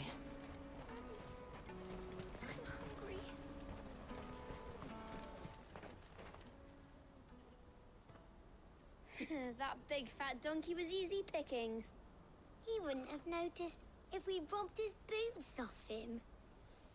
Yeah. Wish we hadn't handed over the pass, though. Could use one of those things to get out of this dump. Chance would be a fine thing. The moment they found out, they'd string us up by our guts. Would they now? Perhaps you'd like to introduce us to these charming characters. Shit, we're in trouble now. What do we do? You two get caught if you want. I'm off. Hunter, where are you going? So that was Hunter, eh? Jill, you watch these two. I'm going after him. All right.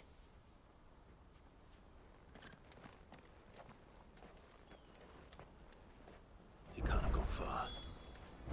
I need to find him before his employers do. Daddy.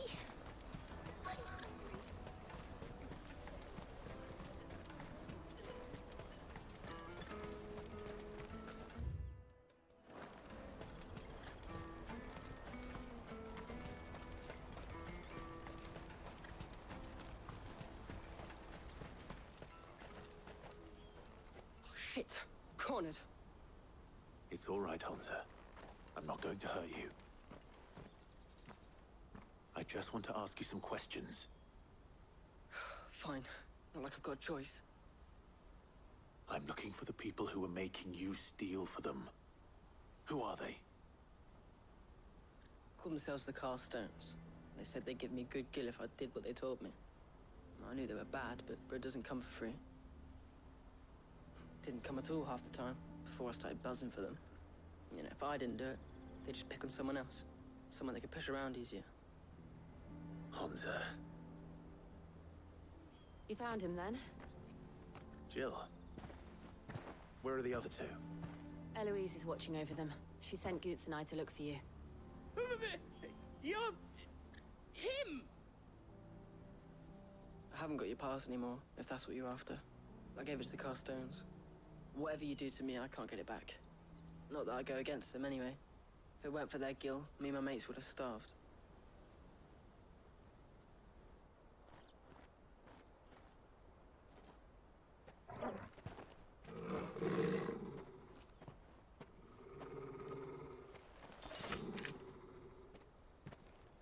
Cowards. You will not force another child to do your bidding.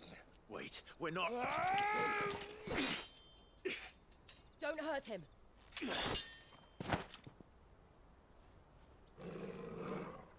You're making a mistake. We're on the same side. Like hell we are. That brooch. Where did you get it? Master Theo? Goots. What are you doing with these people? Unless you're the ones my sister was talking about. Your sister?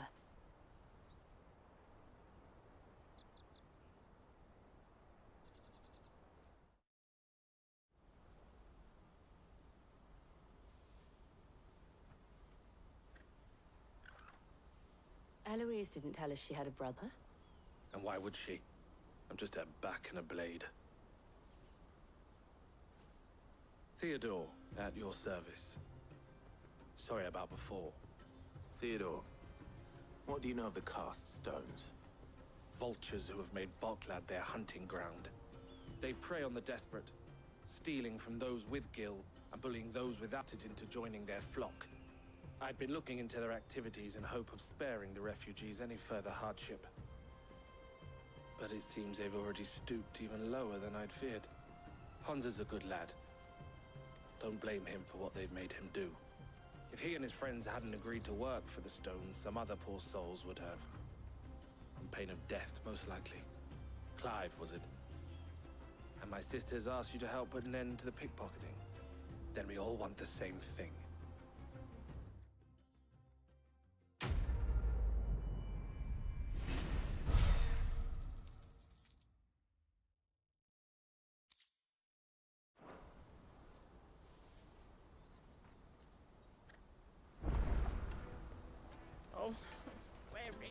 So, what's the plan?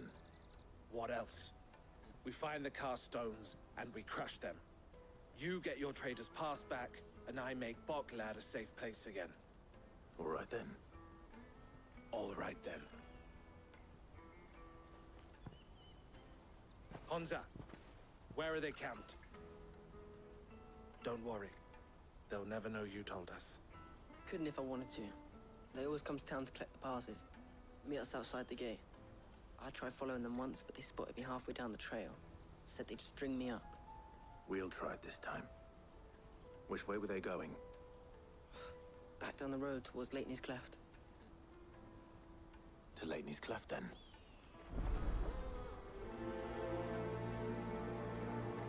Laney's Cleft is to the south, past the camp.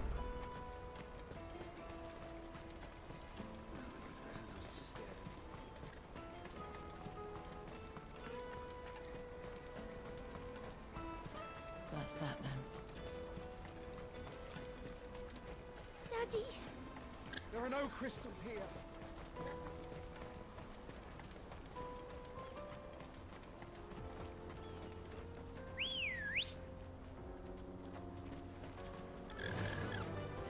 Yeah!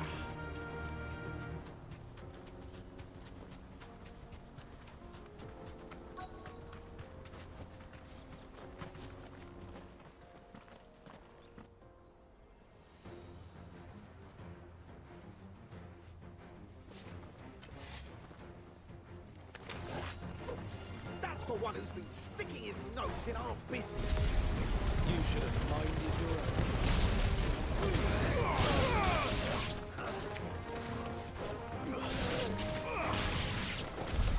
I doubt these were the ringleaders.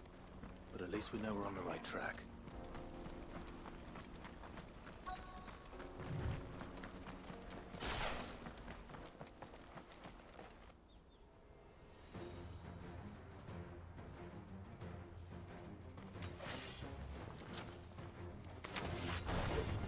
We got company!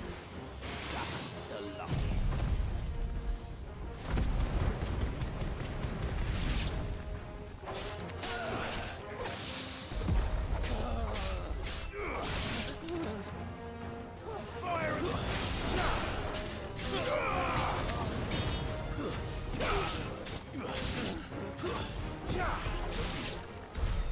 More foot soldiers.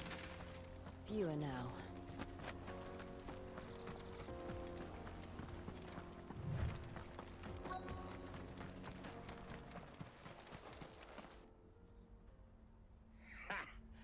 Not a bad haul today, eh? Aye. Some of our new recruits are natural-born ne'er-do-wells. Especially the little ones. That Hans has got nimble fingers, all right. It will be a shame when they chop them off. But till then, let's make the most of it. Scum. The leaders of the Cast Stones, I take it. They don't deserve any mercy, Clive. I wasn't planning on showing them any. We're ready when you are, Theodore. Oh, I'm ready.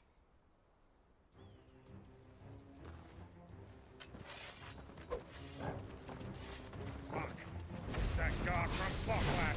Kill him! Kill them all! Ah!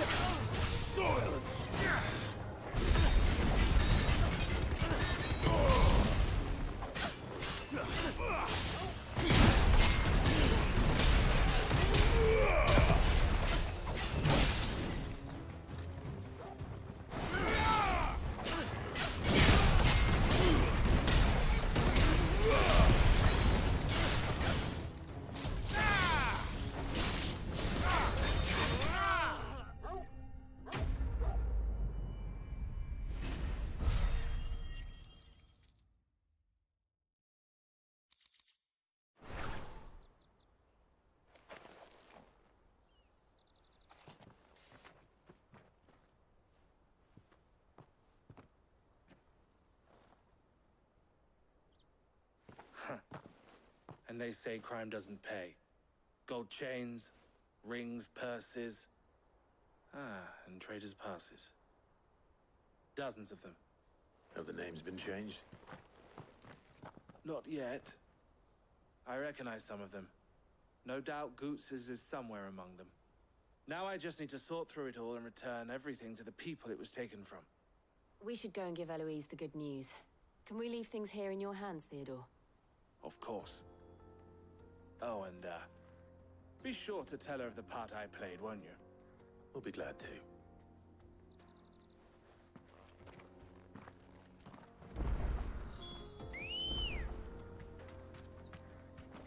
Good girl.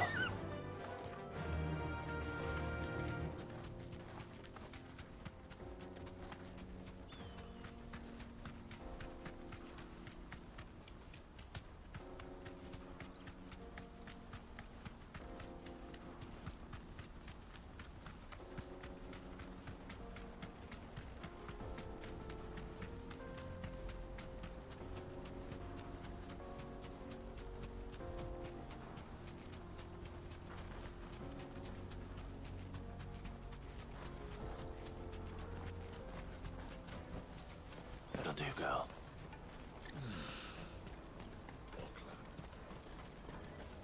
Daddy, I'm hungry.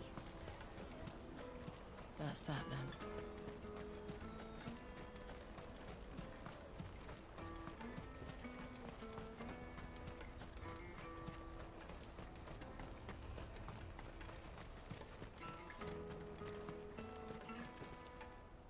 Ah, Clive. How goes the hunt? My brother isn't getting in your way, I trust? Quite the opposite.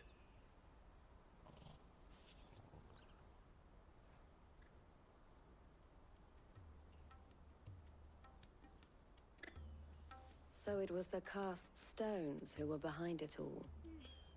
Theo told me he'd been on their trail. And their demise solves 3 problems at a stroke. That of the pickpockets, the bandits pulling their strings, and the passes they were stealing. I only hope yours is among the items you recovered. Only time and Theo's return will tell. Speaking of whom, welcome home, dear brother. You are too kind, Eloise. Here, Clive. Goods' pass. Ask him to keep a closer eye on it from now on, would you? I will. Thank you. El, I've asked our boys to carry the rest of the goods back. Can I count on your help in sorting through it all? Of course. I'll make some space in the storeroom. I expect you'll soon be on your way then. But it wouldn't do to leave without introducing yourself properly. Would it now? Sid. Don't look so shocked. We're on the same side. I don't understand. As you now know all too well, we at the Crimson Caravans are always happy to help those in need. For a small fee, we will move anything that needs moving. Be that goods to market, or bearers away from it. I was the first my sister helped escape. If it wasn't for her, I'd have been branded as a boy. I had no idea. It just so happens that we are seeking to expand our operation. And who better to join forces with than the leader in the field? Wouldn't you agree, Theo? I would. It seems our purpose is the same in more ways than one. So what would you say to working together again? It would be our pleasure. And our honor. The honor is ours. Here, Clive. This is for you.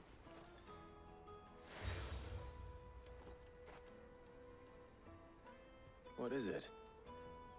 El has friends in high places, while I have associates in, lower ones. That mark is proof that you're a friend to us both.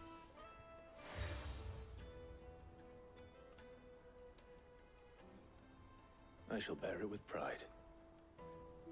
Well, all that remains is to wish you a safe onward journey. Goots's pass should secure you a place on the caravan, but if you encounter any difficulties, we would be delighted to provide you with a coach of our own.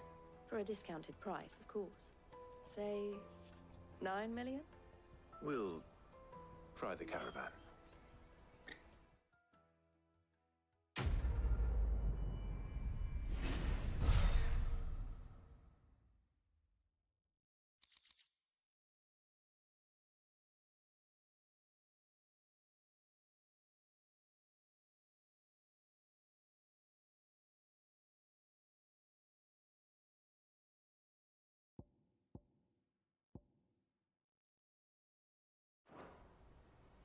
Right then. Let's get this back to Goots. And then it's on to the Dominion.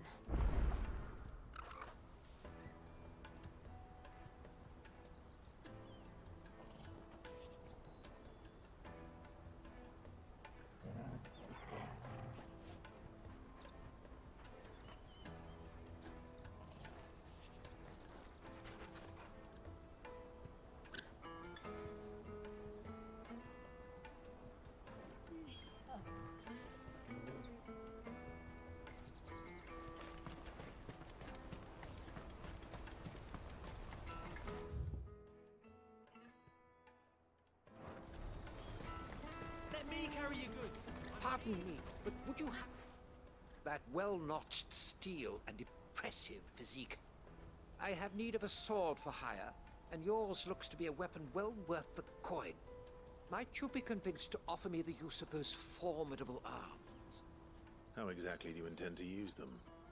Well, being something of a scholar of Zemeckis history, I wish to investigate the ruins near the city, and I require a rugged companion, lest I find myself waylaid by ne'er-do-wells or the beasts sent to roam the area.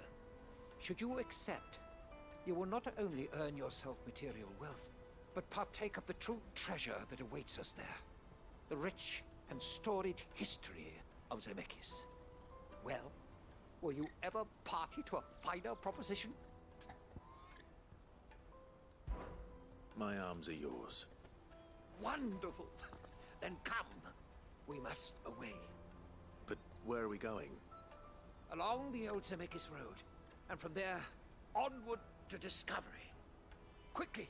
There is not a moment to lose. Wait. Good luck with your ne'er-do-wells.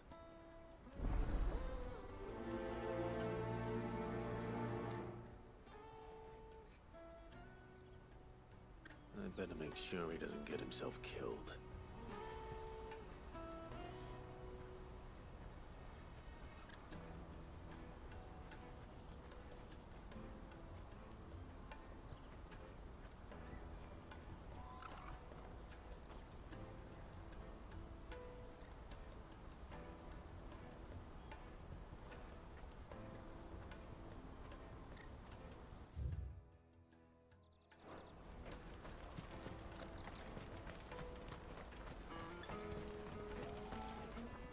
I see you've been of some assistance to Eloise. Perhaps you can extend me the same kindness? Perhaps. What would I be doing? Finding someone. You see, I've been having trouble with thieves, and despite the many pains I've taken, I can't stop them from rummaging through my packs. I was griping about my lot to a friend of mine a few days back, and he offered to track the culprits down. Now, Joseph's a sellsword, and a good one at that. But he's been gone days, and I'm beginning to fear the worst. Any idea where his search for the thieves might have taken him? The old Zemeckis Road, perhaps? He doubted they would be fool enough to linger here in Boklad. Joseph's lived a hard life. Made him grey long before his time. I just pray he hasn't been killed over a few sacks of grain. I can't imagine there are too many grey-haired sellswords around. Hopefully someone will have seen him.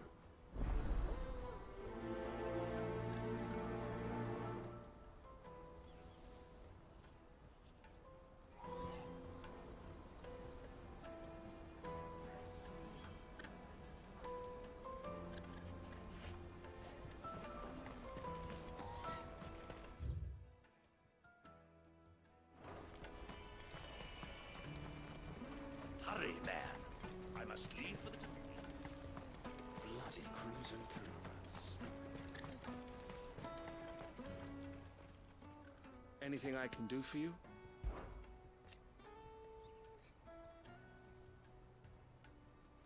And I wouldn't have it any other way. All the better.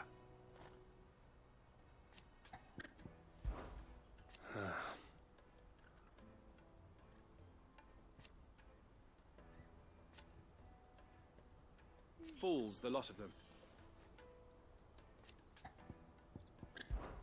Criminals and cowards. So thank you. You're always welcome at the caravans. Something I can help you with? Why, I am what you see.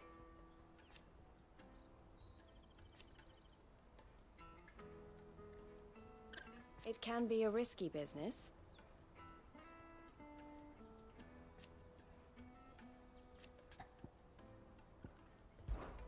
This being a border town,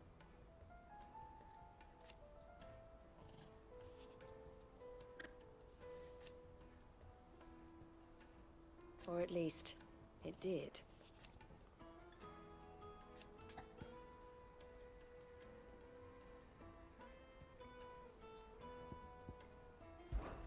Don't worry about Hansa and the others.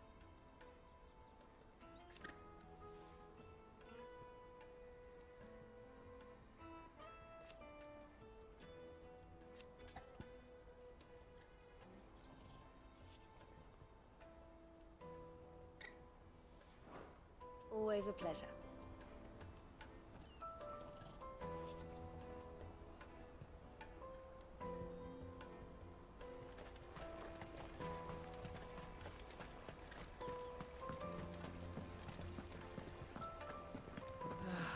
If our new arrivals Now I just need to see any about getting coin. them. I want to know right away. Bad news. Good, actually. Something worth celebrating for a change. Only trouble is, the serving girl's still new to the job, so I can't leave her while I go and invite those I'd like to celebrate with. What exactly are you celebrating, if you don't mind me asking? I've come by a particularly fine bottle of red. A Gotan 66, no less. Gotan Rouge is the only good thing to have ever come out of the Empire. And most wouldn't part with a 66 if you held a knife to their throats. So I've heard. Oh, so you know of it then? Clearly you're a gentleman of taste. A gentleman who might sympathize with my predicament, perhaps? Would you pass the good news to a few friends of mine? I'll give you a little something for your time, of course. Sounds simple enough. So you'll do it? Marvelous. Thank you. You won't need to go far. All three of them should be right here in the market. There's Aldrich the porter, Milan the butcher, and Bolek, a guard over at the North Gate. Three of the finest fellows in Boklad, if you ask me. Tell them to come to the tavern when they finish for the day. Stop by again when you let them know, and I'll give you your little something. I'll be right back.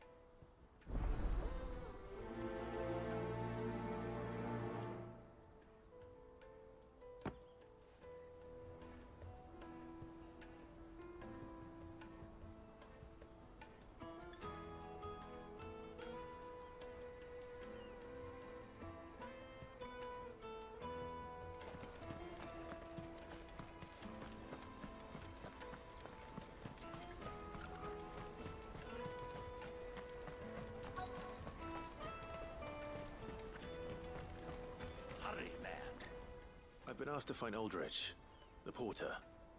I don't suppose that's you, is it? That's me right enough. You need something delivered? The innkeeper sent me. He said there's a cup of Gotan 66 with your name on it when you're done for the day. A 66? Look at me. If he's just got hold of it now, it must have been in the crates he had me carry down from Sambrek. From the Empire to Boklad. You must be a braver man than most. That's a treacherous route at the best of times. Such is the porter's lot. There's not a patch of storm these feet haven't traipsed across. It's Oriflamme one day, then off to Canva the next. The farther you're willing to go, the fatter the purse. which is why there's no shortage of competition for some of the longer routes. I'd say I've done enough for today to earn myself a cup of something tasty. Thanks for letting me know.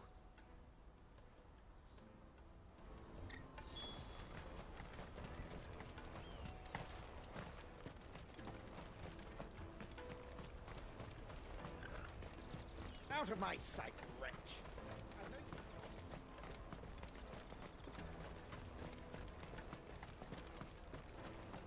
Come on, come on! Jug of snake spit for the road?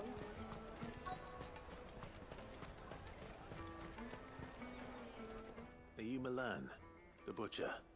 That's me. What can I do for you? The innkeeper's just had a special delivery. He thought you might like to join him for a cup of wine after you pack up for the day. He knows me only too well.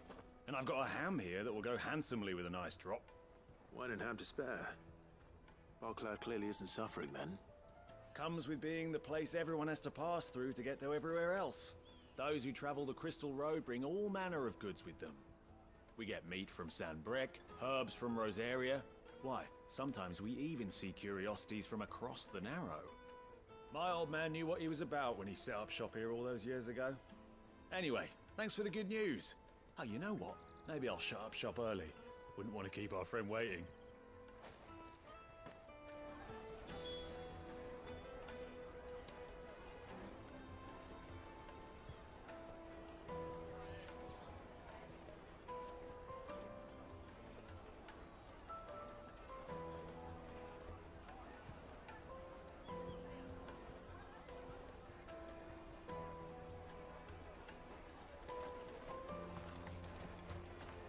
You won't find anything of this quality in Twinside.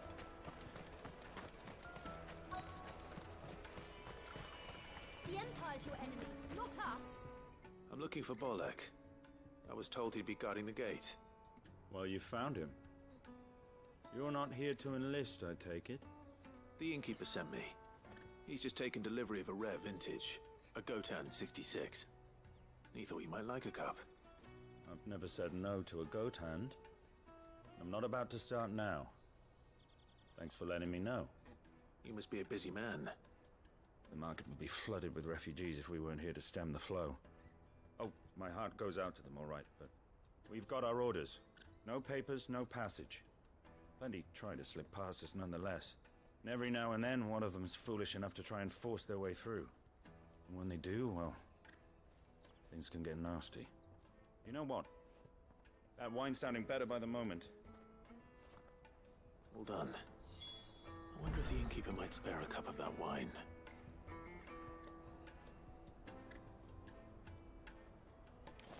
Let us through!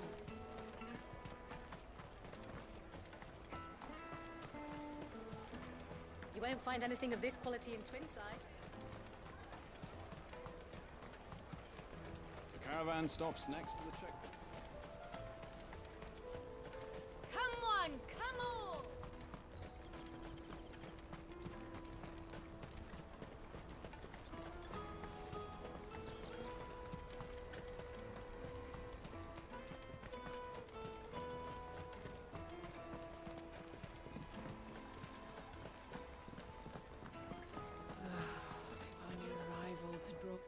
I spoke to your friends.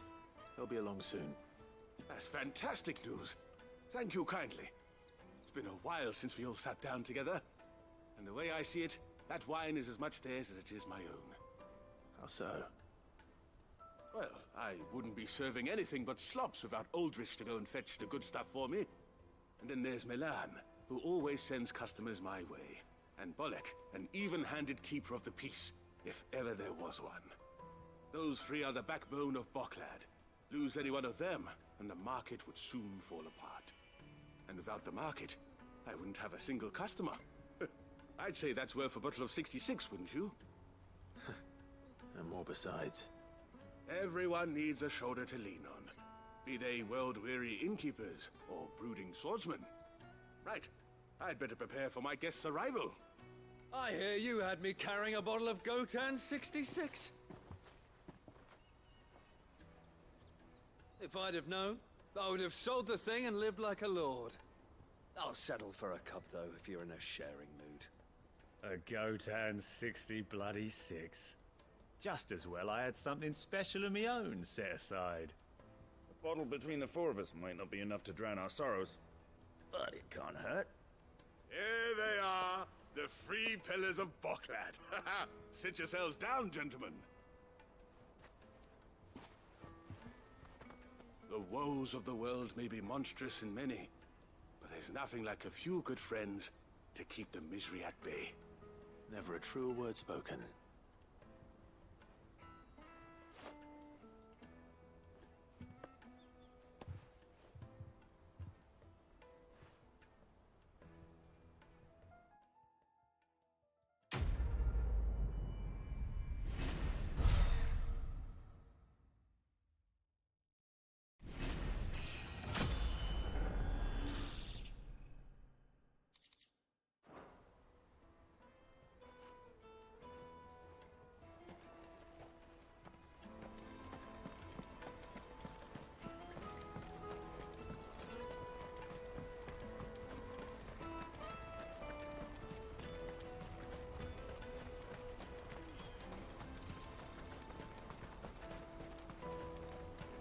Porter for hire. Best service.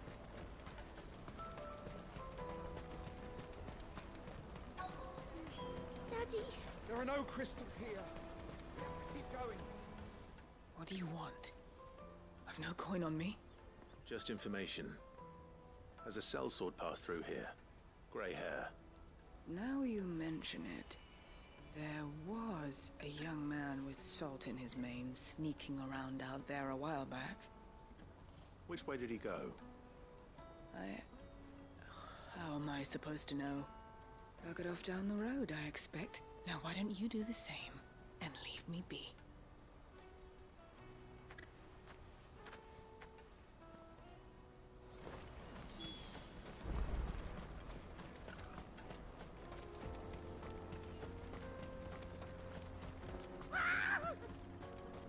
Why am I not surprised? You'll hand over your coin. No, good for you.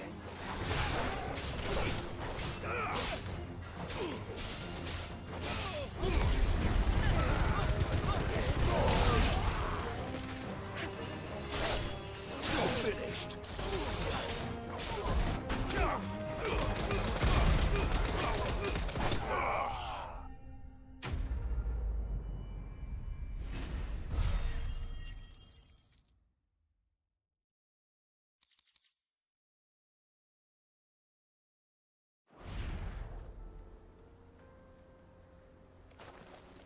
Are you hurt? Happily not, good sir. Thanks to your timely intervention. More importantly, we have arrived. Now, feast your eyes upon the marvel before us. Ruins, a relic of the fallen civilization. A sight so common that man is oft blinded to its wonder. Colossal vessels, dashed from the very heavens. Airships, we call them, with very little thought to what wonders such a word might describe. Oblige me if you would. Does anything strike you as peculiar about this particular specimen? Though we ourselves find fallen ruins to be nigh indestructible, whatever gouged the final sin from the rock cleaved clean through the structure you see before you. A tantalizing mystery, no doubt, but merely one of countless enigmas in which Zemeckyan history is steeped. Come, good sir. Our expedition continues, and we still have much to learn.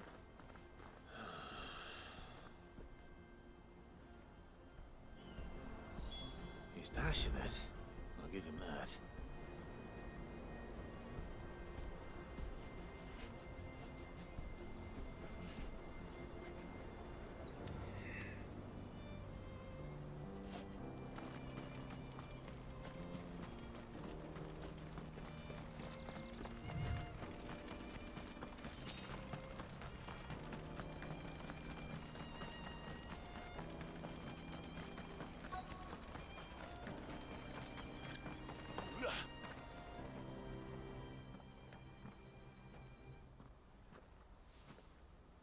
don't want any trouble.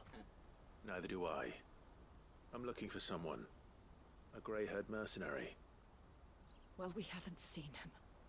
Yes, we have. We saw him climbing up the rocks. Those ones, over there.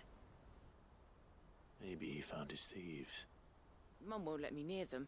She said there's goblins up there, and that they eat little boys for dinner. Shush now. You've said quite enough already. I only told him what you said. I'd listen to your mother if I were you.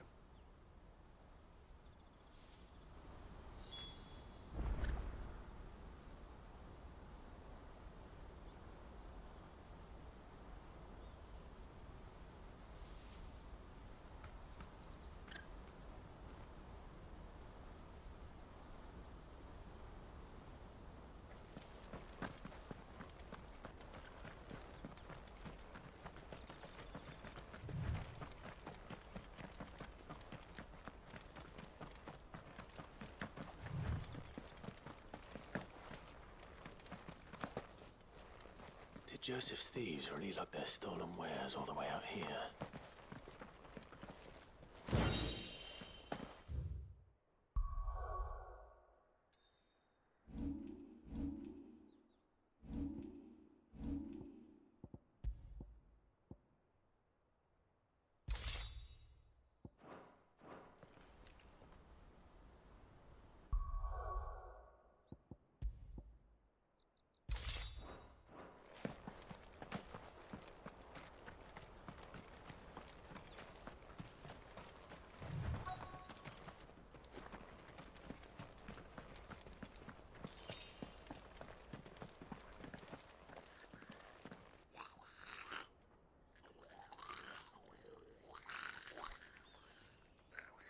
I think we found our thieves. They don't look happy to see me.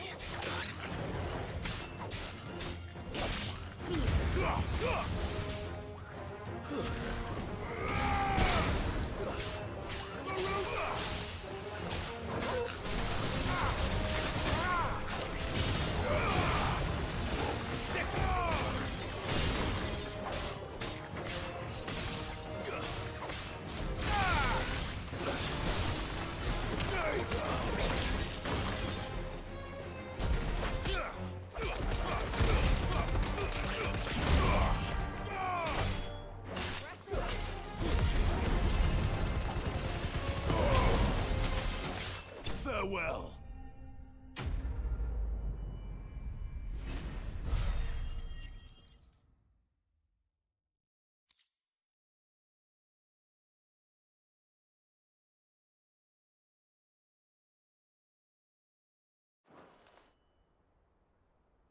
Let's get this over with. Stop! Don't kill him, he's just protecting his home. Joseph? So the boy was right. I don't know you. Your porter friend sent me to find you. She was worried you might have got yourself killed. Have I been gone that long? Wasn't hard finding the thieves. The problem was knowing what to do with them when I did. I take it things are more complicated than they appear.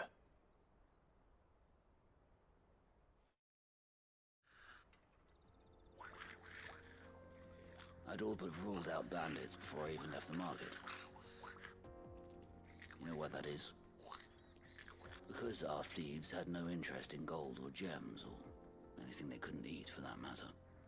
Add to that the rumors of goblins in the area, and the mystery practically solved itself. I soon found their cozy little homestead and all the missing food.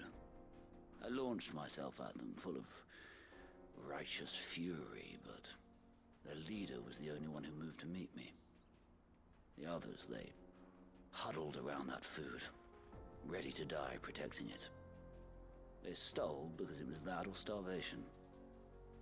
I've been there myself, back when times were hard. So you spared them? And earned their trust into the bargain by the look of it. These goblins aren't native to the area.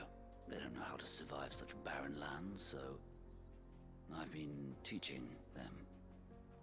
And once they've learned to hunt and forage, They won't be fool enough to risk their necks in Boklad. I'm impressed. I didn't know goblins could be reasoned with. Do me a favor. Let the porter know I'm safe. I'll head back to the market once my work here is done. Oh, and don't mention the goblins. I don't want people coming here brandishing pitchforks. Not now this lot have sworn off thieving. Your secret's safe with me. I appreciate it. Thank you.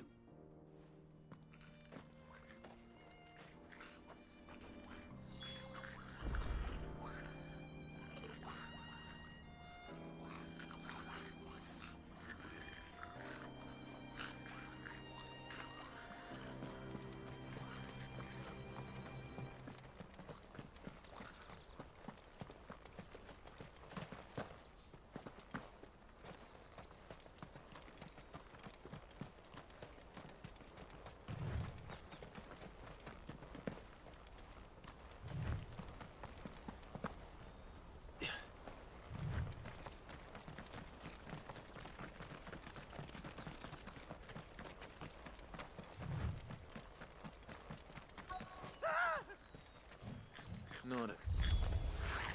All right then. Who's first?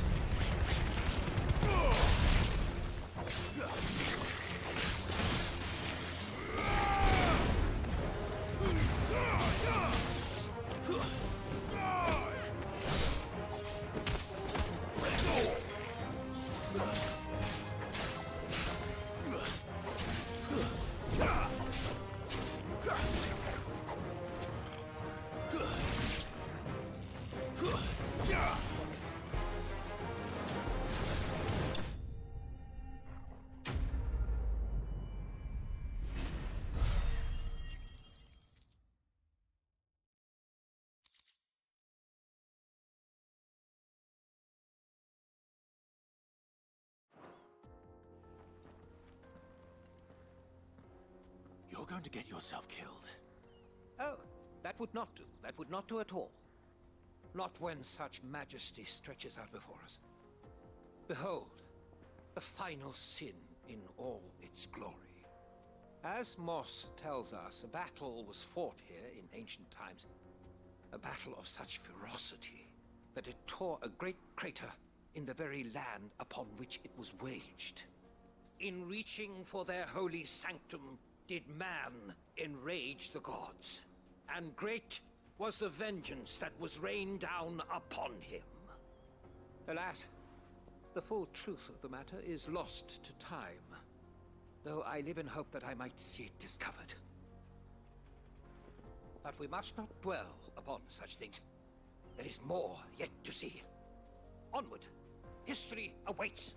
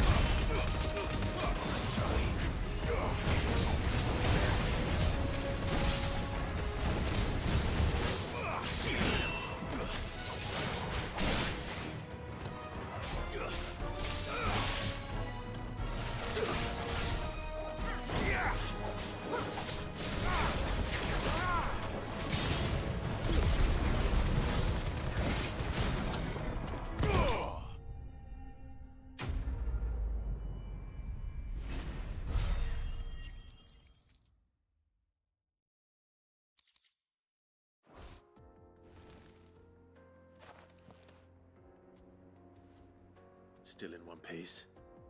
It would seem so. Once more, I am in your debt. And once more, you impress me with your prowess. These were no ordinary foes, but ones we in the field call echoes. Though Moss the Chronicler concurs with the legends in attributing the fall of Zemeckis to a wrath wrought upon mankind by the gods, he offers little in the way of explanation. Could the ruins we see before us here, in all their elaborate beauty, perhaps suggest an answer? Could the construction of such miraculous edifices have been considered an encroachment upon the province of the divine? Alas, all is mere speculation. But one day, perhaps, I will learn the truth. Not if you keep running headfirst into trouble. You are right, of course. And not only have you plucked me repeatedly from the jaws of death, you have proven yourself a willing audience to my ramblings. Glad to help, but didn't you say you came here to investigate something? I fear I may have rather overstated the case on that front. In truth, a captive ear was all I really desired. You see, even my fellow scholars have grown somewhat weary of my musings of late. And so I came upon the idea of purchasing a companion. A captive audience, if you will. That's what this was all about. I am afraid so. And now, my good man, it is high time we returned whence we came. Fine. Just don't go running off this time.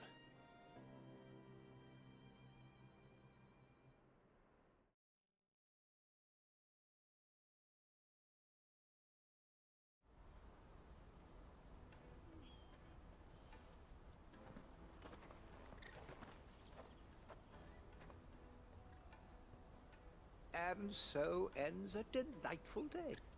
Here, your reward for humoring my selfish whims, plus a little extra for the trouble I have put you to.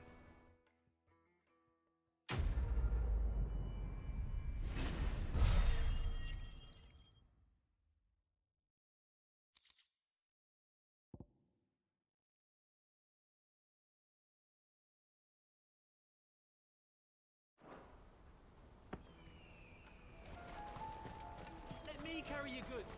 I'm cheap.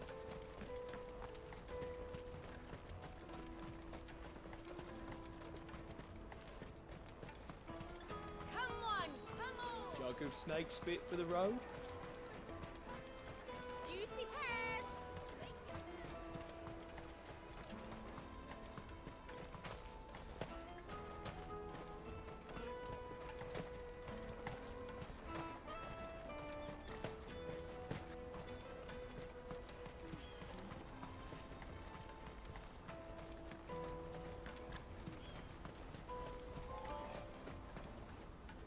Joseph's fine.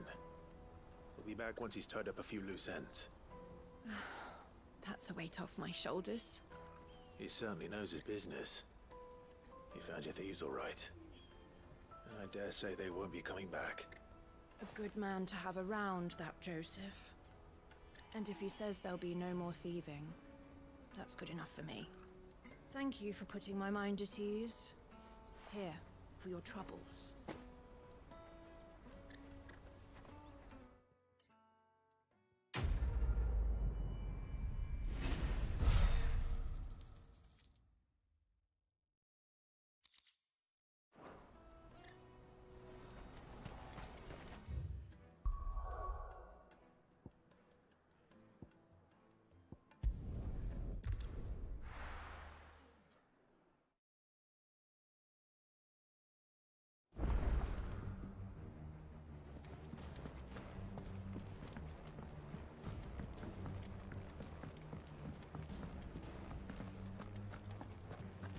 Thank you, Clive.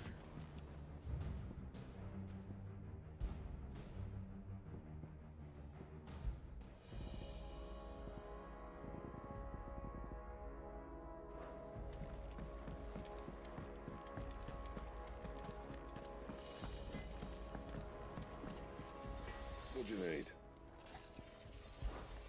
What do you want?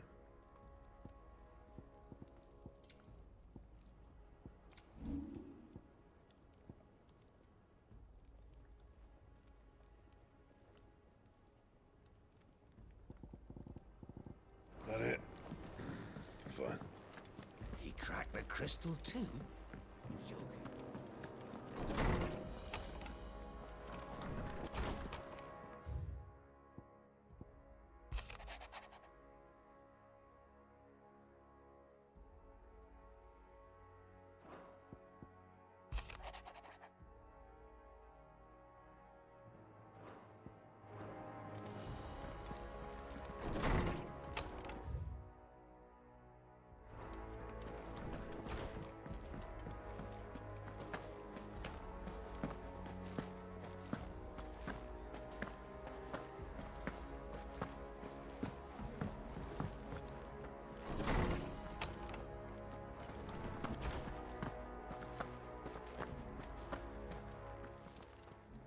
My knowledge is yours. I have a few new notes that might interest you.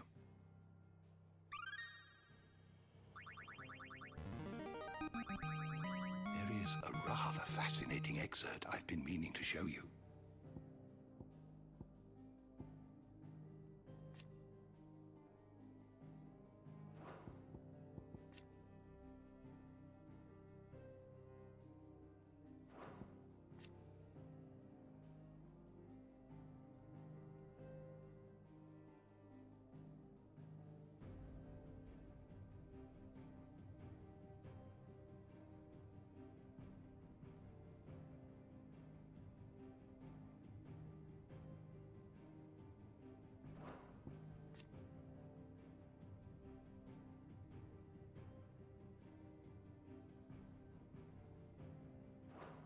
You wish to study the tomes?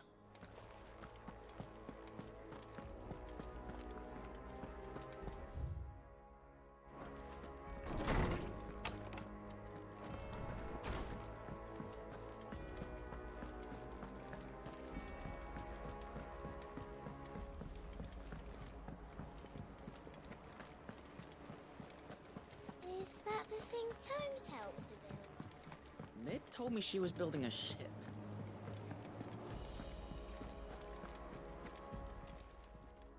How may I help you today, Clive?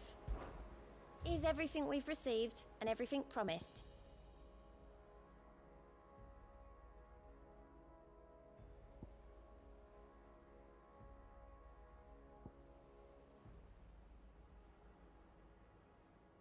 Best of luck out there, Sid.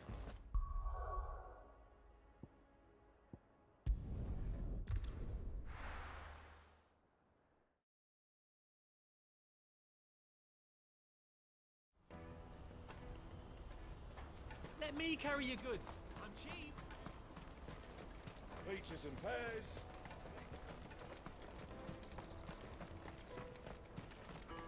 Come on, come on!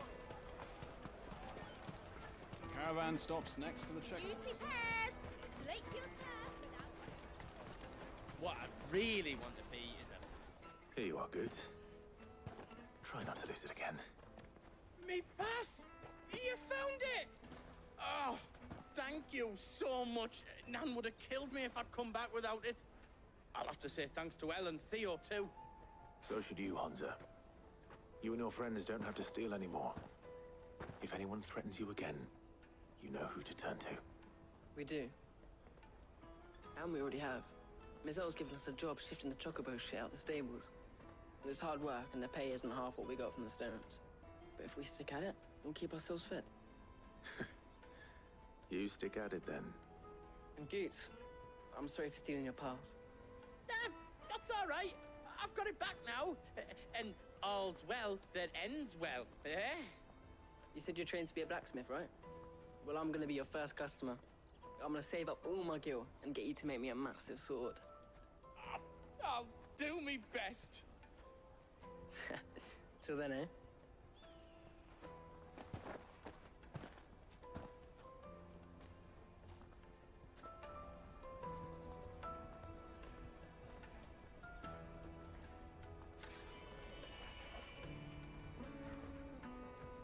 All right. We have a place on the wagon.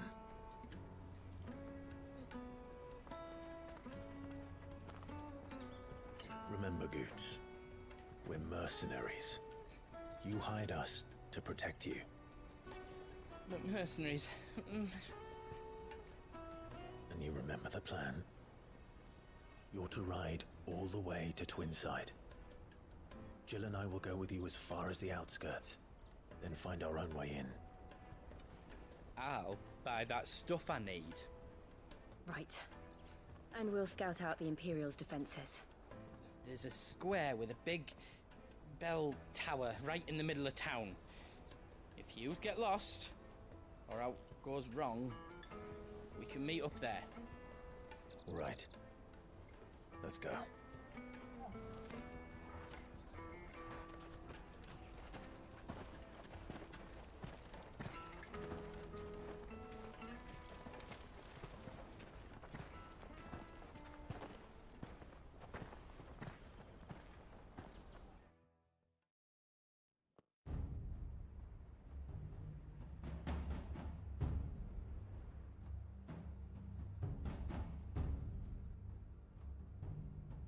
I see. And you're quite certain your father has no knowledge of Ultima?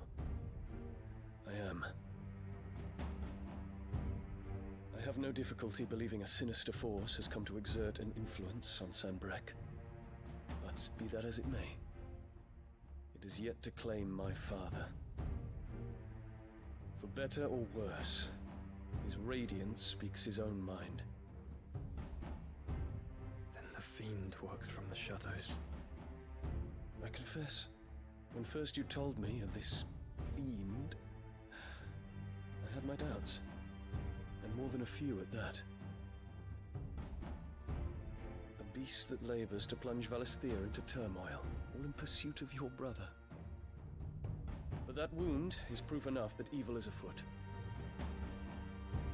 Then I have your answer, Your Highness.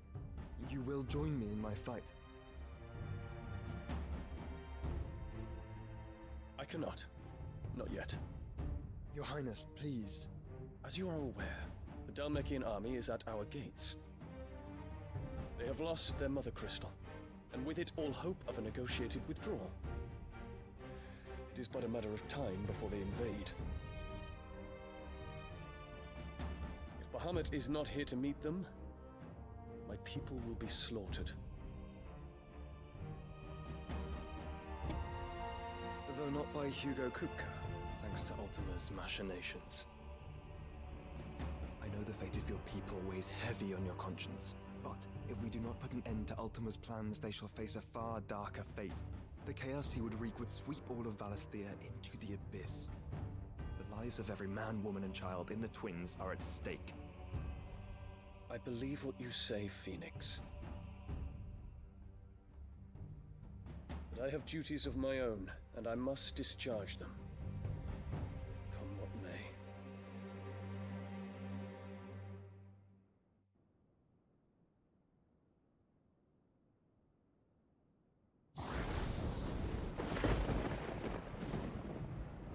What do you know of my blood?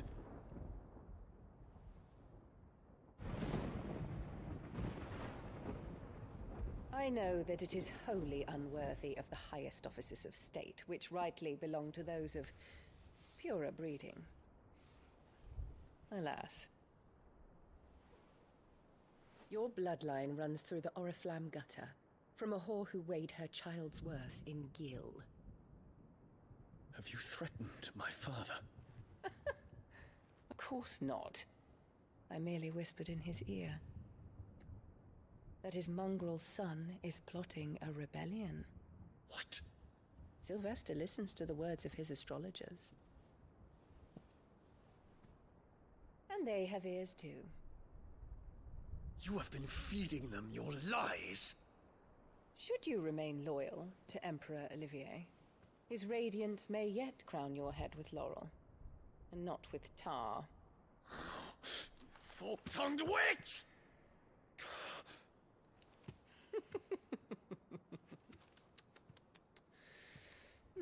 In consideration of your long years of service to the Empire, I shall forgive this uncharacteristic rudeness. Now hurry and make ready, Your Imperial Highness. Emperor Olivier expects much of you, Dion. Or should I say, of Bahamut. May your fire reduce his enemies to ash. Till all of Valisthea bows to its rightful ruler.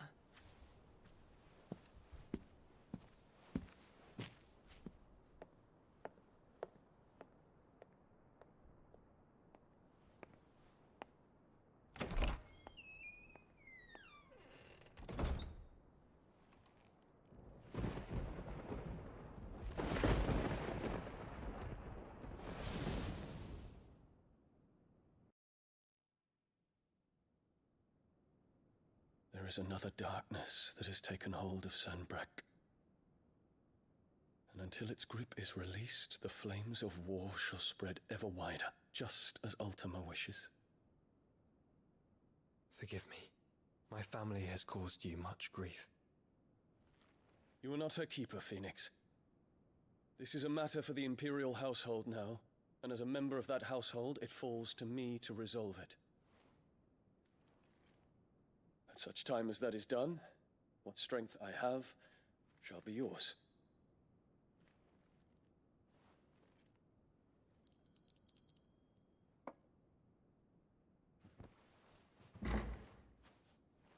Thank you, Your Highness.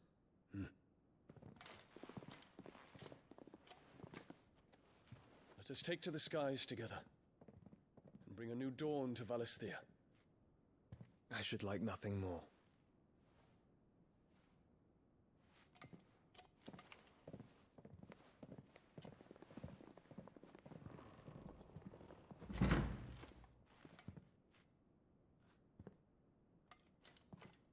Terence. My prince. Tell me true. Do you believe what I'm about to do is wrong? We dragoons have but one leader, Your Highness. And we shall follow him unto the very end. Thank you. And this is my decree. For their crimes against the crown, the traitorous Annabella and her usurping son shall be put to death, and the Empire restored.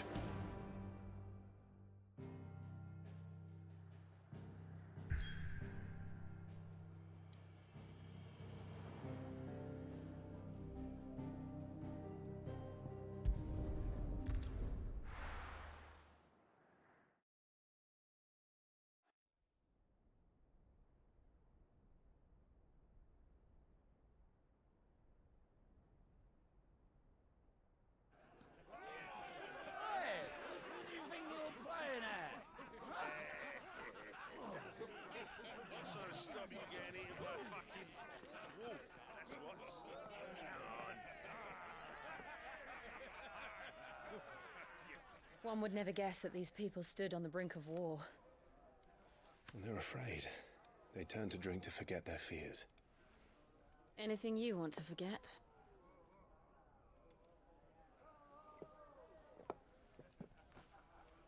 The harbor is empty, and half the market stalls too. The city may seem peaceful on the surface, but it's balanced on a knife edge.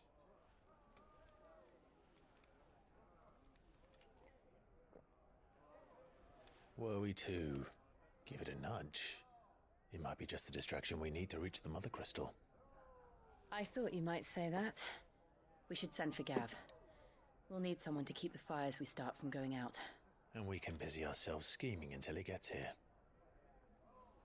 I'll send a Stolas then.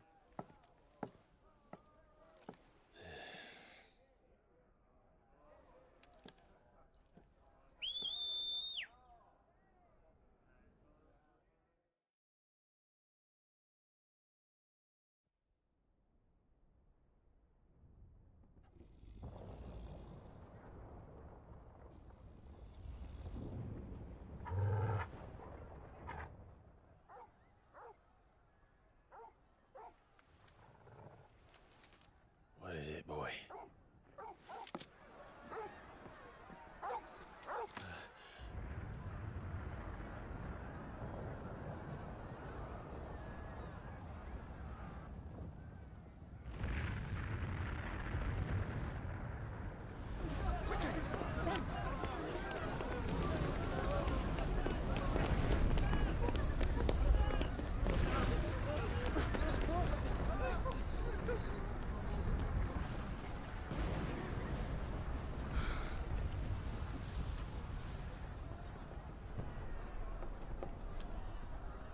What's happening?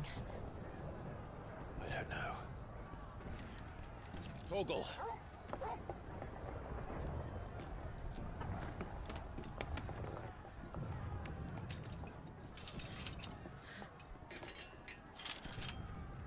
This way.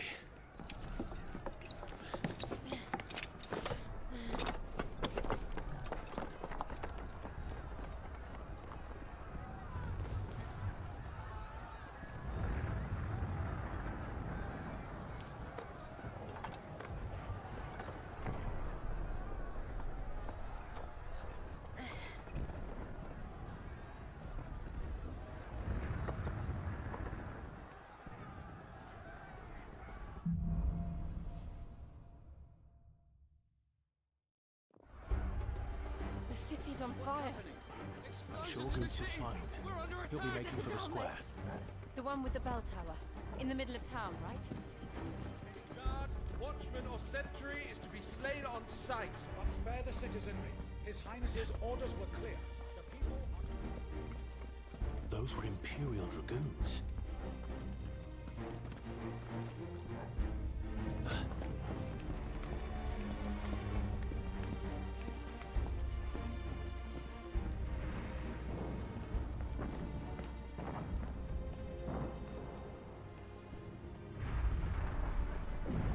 What in the hell is going on?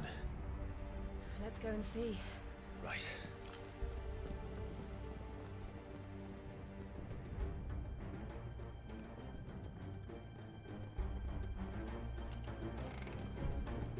But first we find Goots. I just hope he's all right.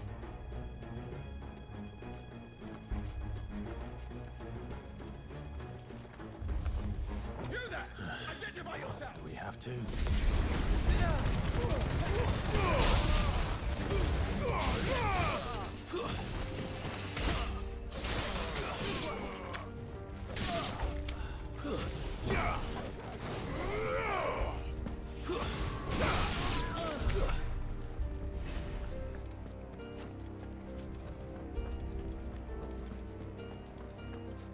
They're armed! Quickly! Cut them in!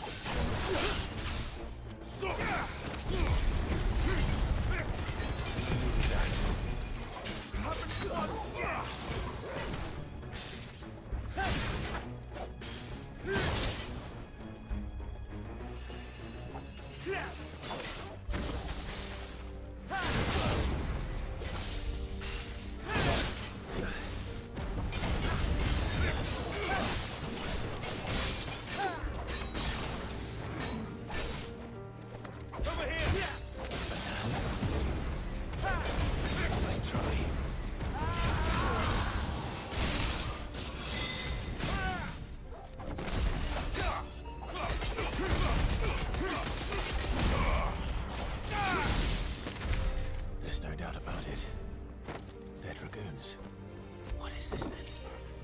A civil war?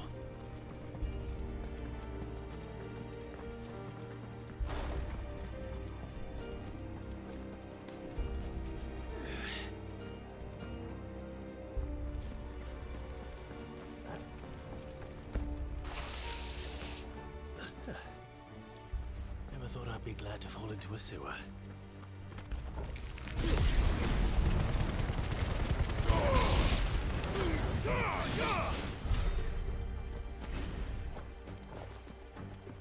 Ward secured, Captain. None of the Emperor's forces remain. Gather the men! We press on to the council chambers. Yes, Captain. What of the men and women in the market district? The evacuation is complete, Captain. Yes. Then all that remains is to dethrone the Pretender. There it is. The bell tower. Right. Let's go.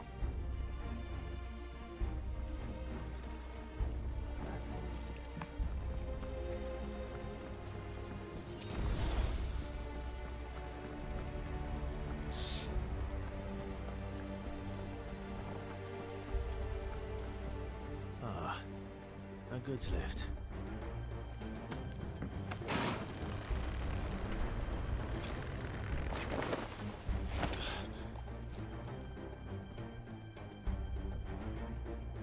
Where in Grigger's name did you come from?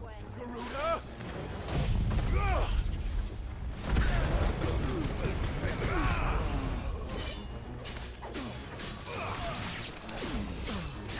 It's over. The Empire will never fail.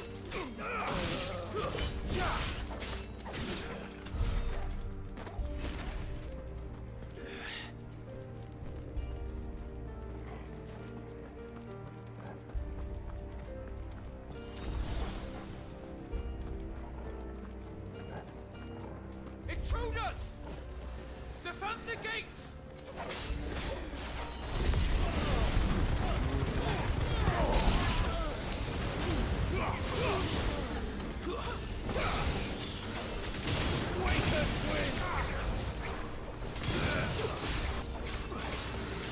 You're finished.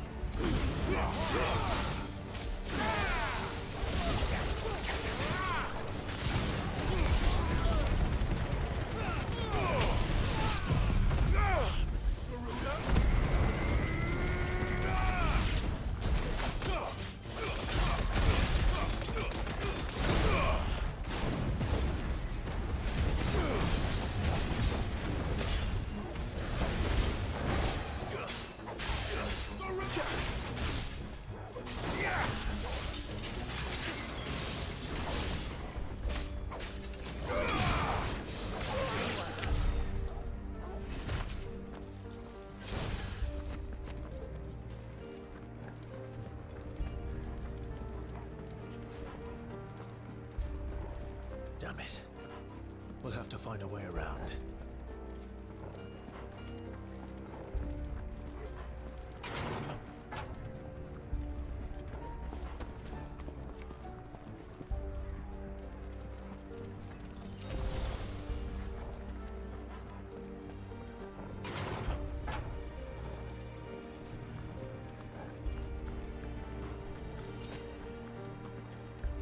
Stop! In the name of His Highness!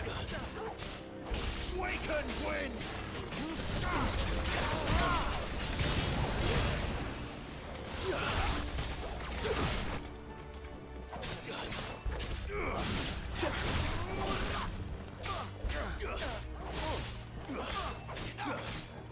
finished.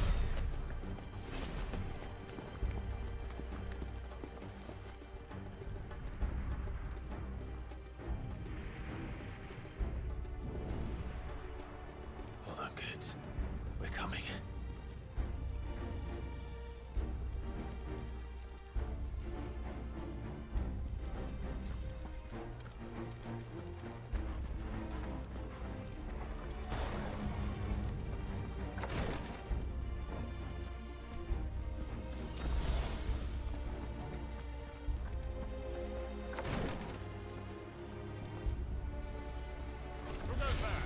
In the prince's name, none shall pass. To me, Flames!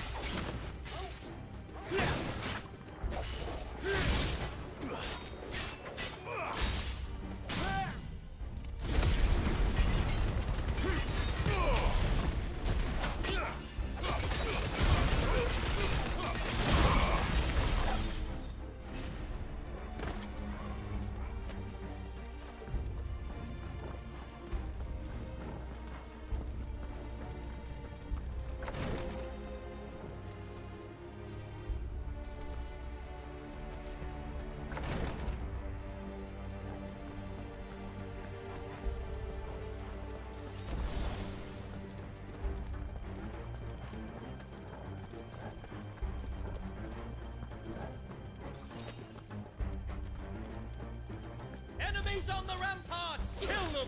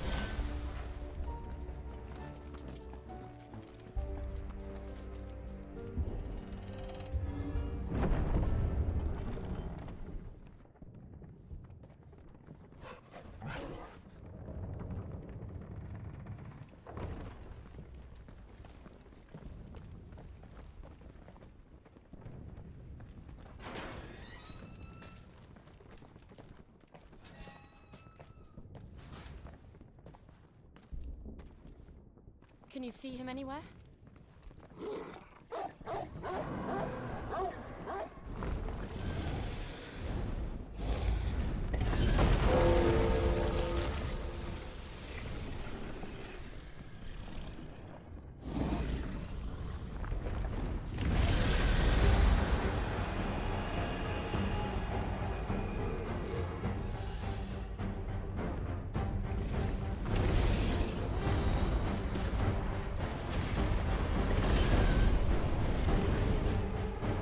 must be one of the Dragoon's pets.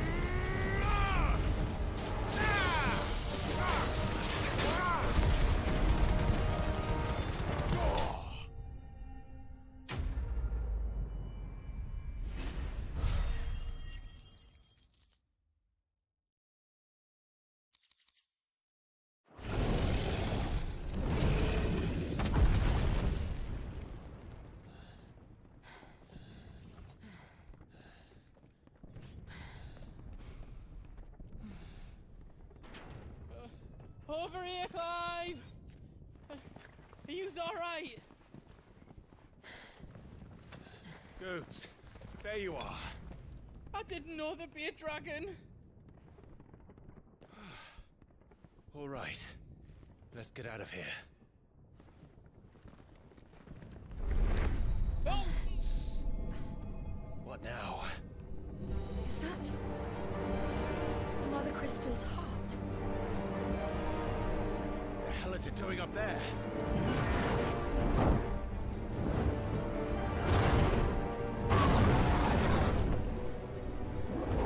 Bahamut.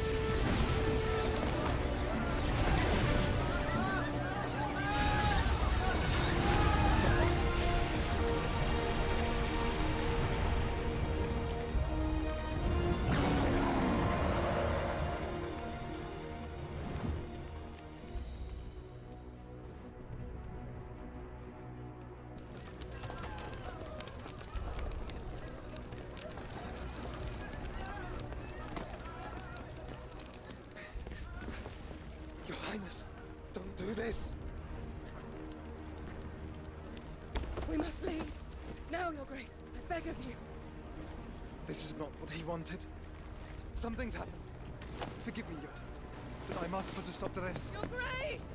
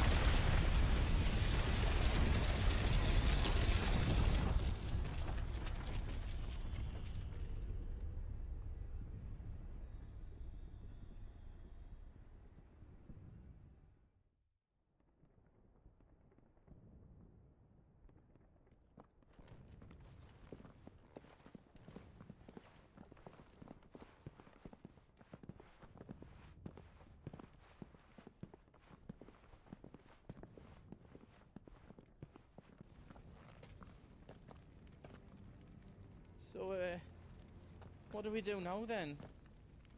We destroy the heart. We might come back!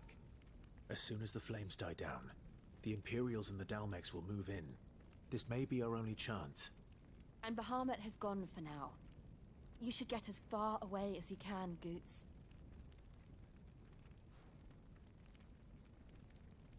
What? And leave you lot in the lurch?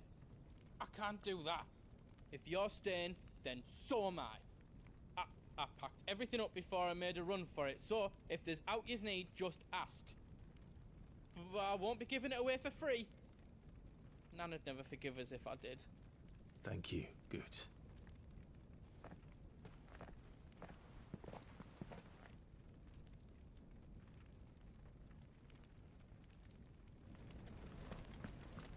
Just let me get me stuff out. Welcome to Goots's Toll. Thank you.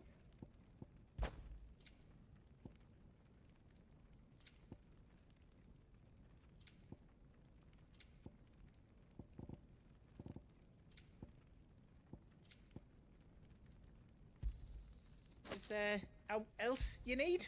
Thank you. How else I can do for you?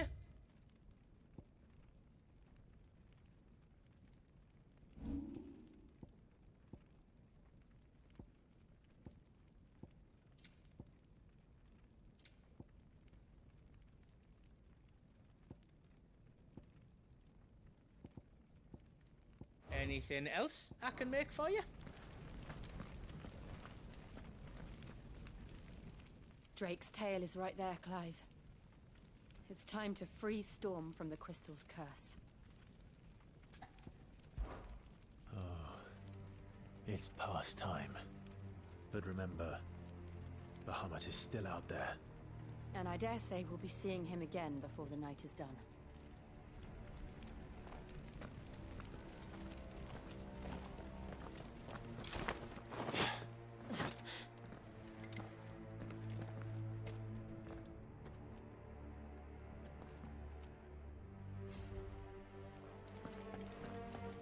No more roads. We'll have to find our own path. Do you feel that, Clive? Ether. Just what we need. Another flood. It's already turned. And there's no reason to hold back.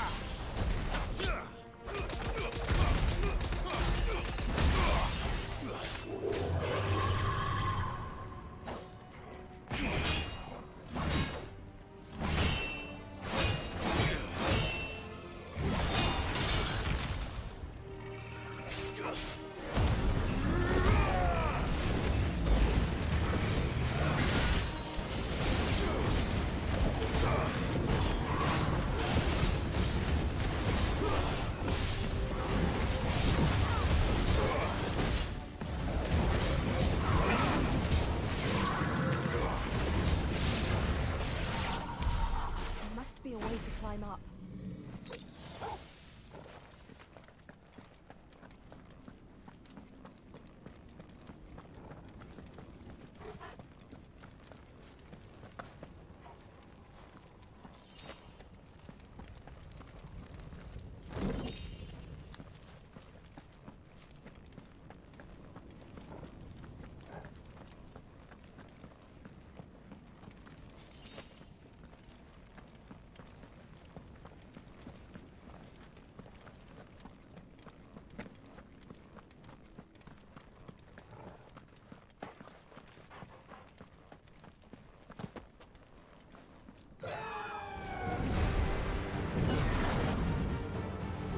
Is that the Phoenix?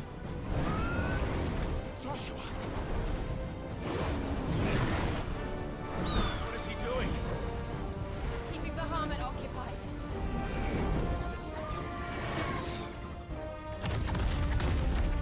Joshua! Joshua!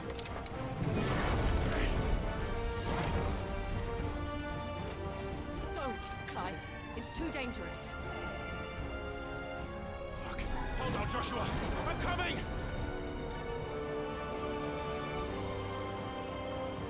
We have to save him. And we will. We just need to keep moving.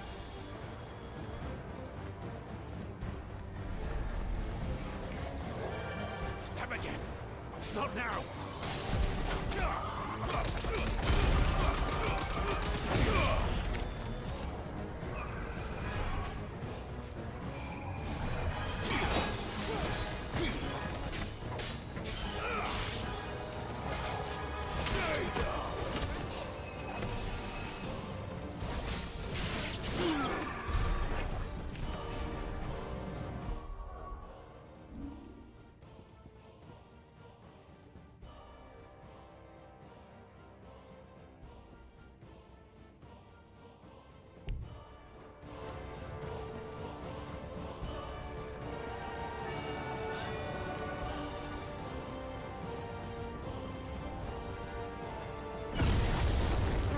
What was that?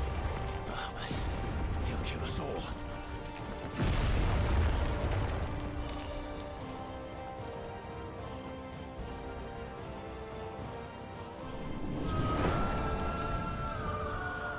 There he is! Joshua! I'm here, brother! Clive. He can't hear you. Joshua! They're heading for the heart. And so should we.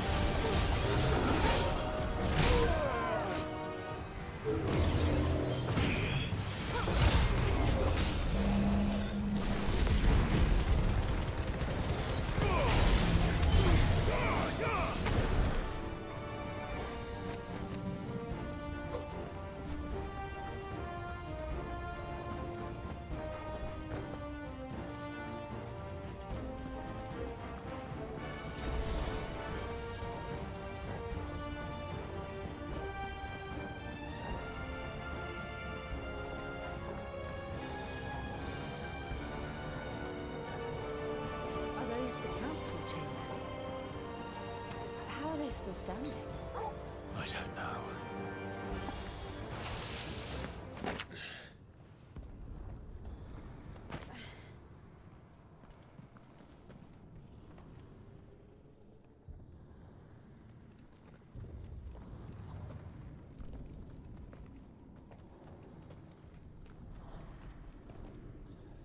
He'll be all right, Clive. He's a survivor. We're getting close.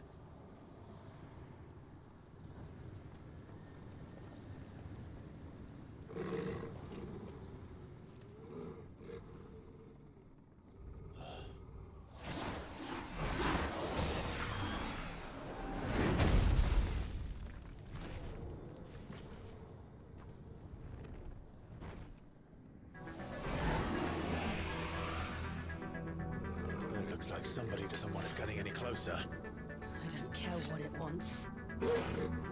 Neither do I. Nice try.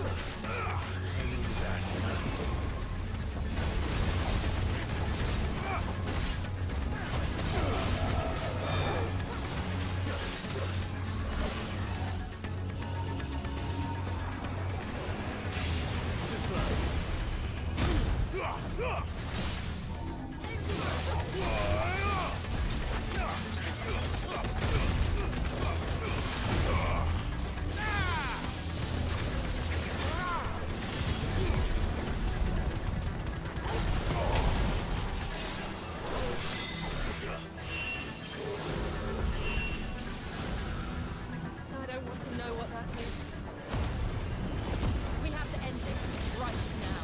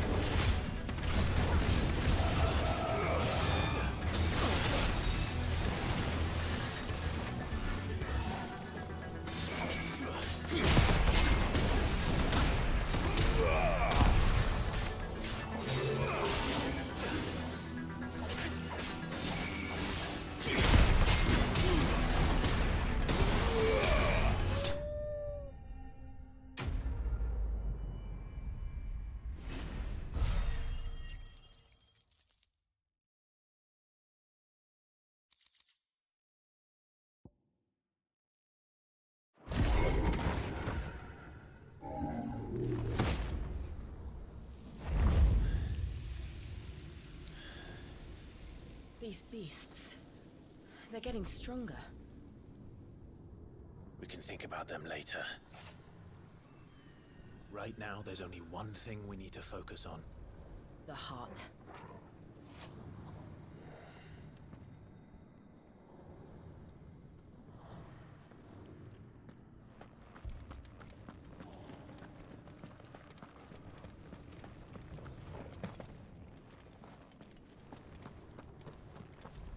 We might be able to get up through the building. It's worth a try.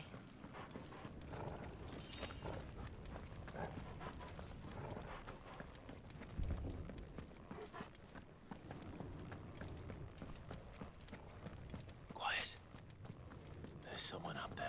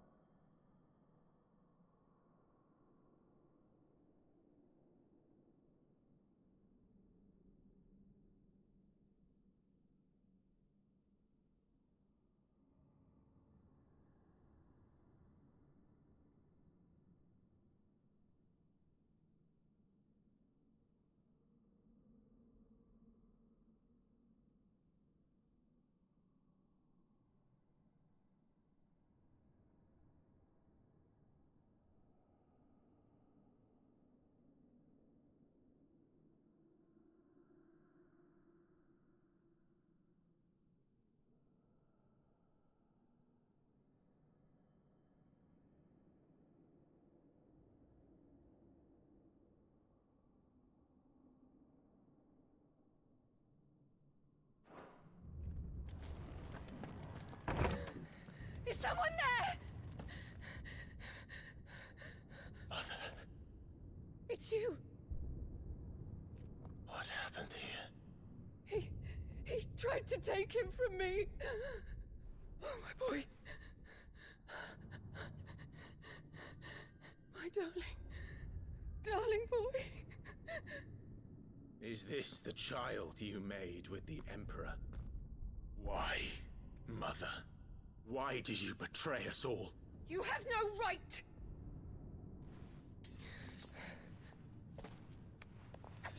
Answer him. We took you in, savage. Show some respect for those who raised you.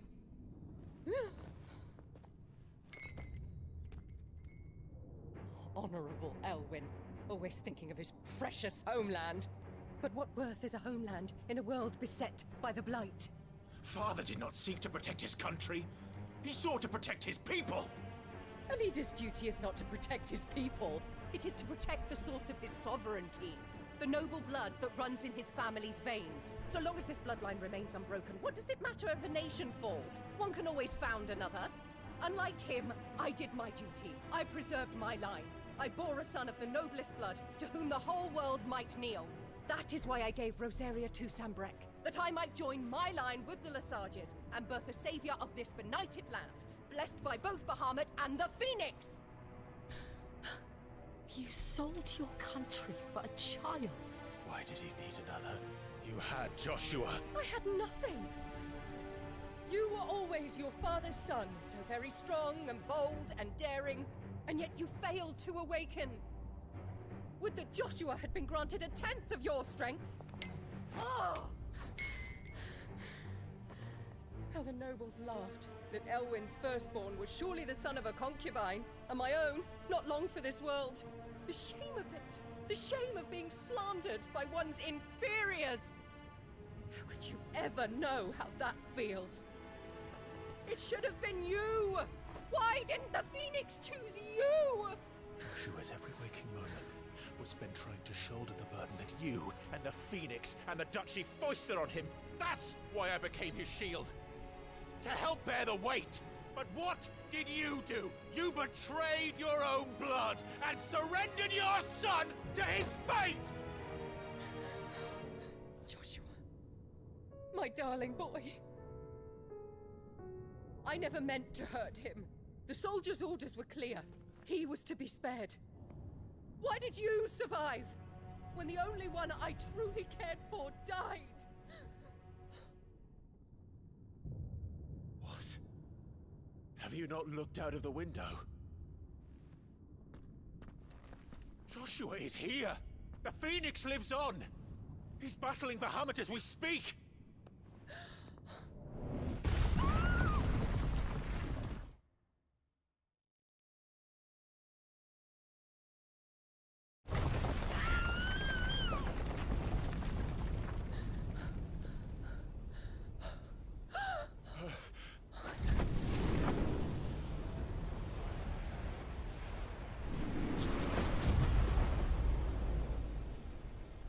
Joshua! Wake up!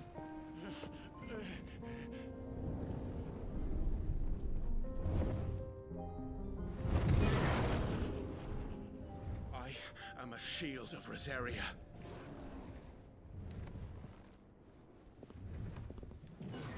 And I will do my duty.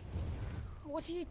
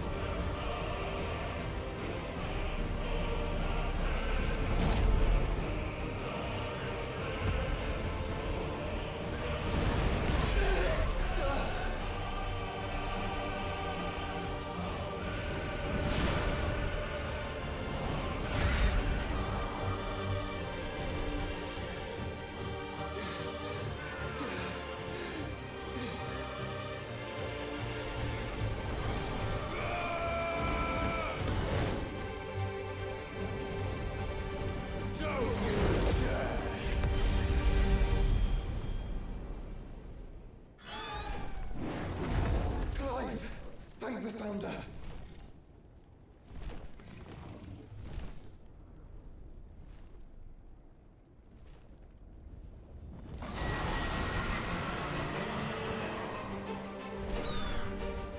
It's now or never, Joshua.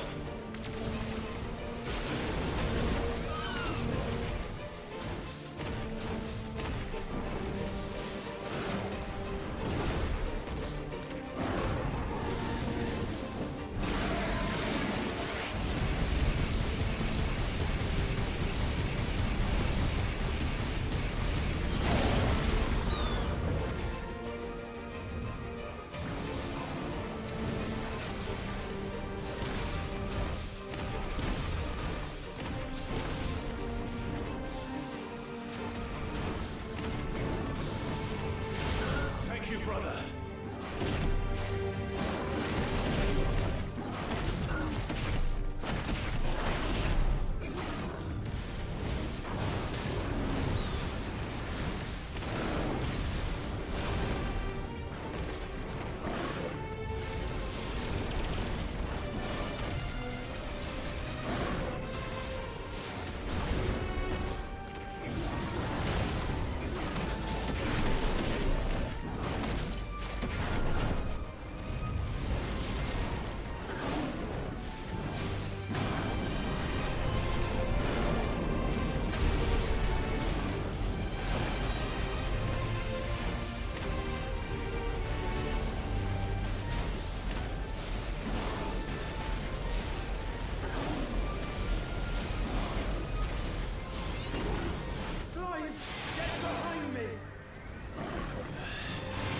Sure.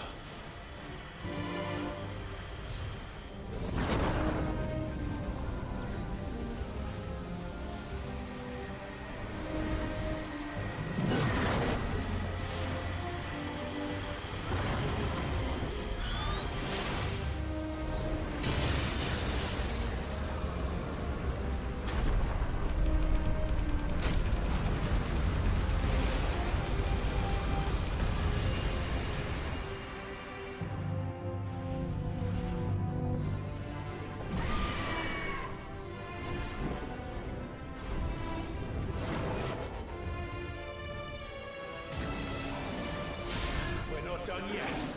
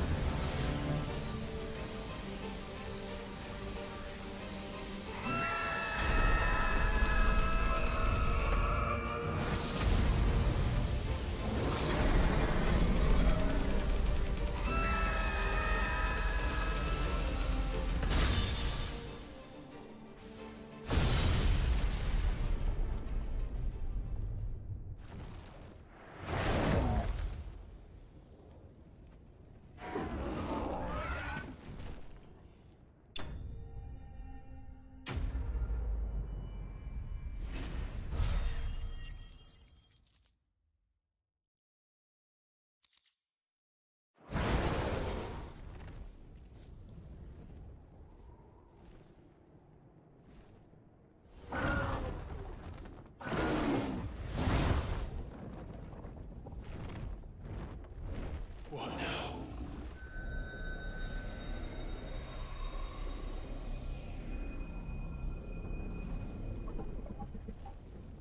This is drinking the ether. We have to stop him.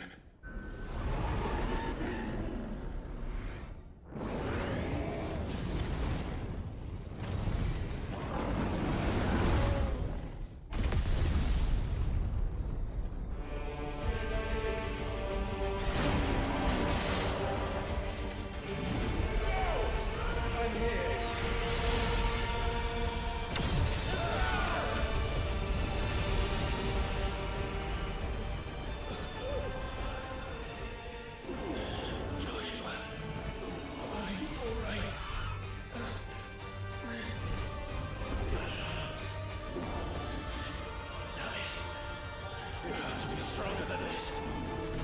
Come on, Ifrit. Show us your true power.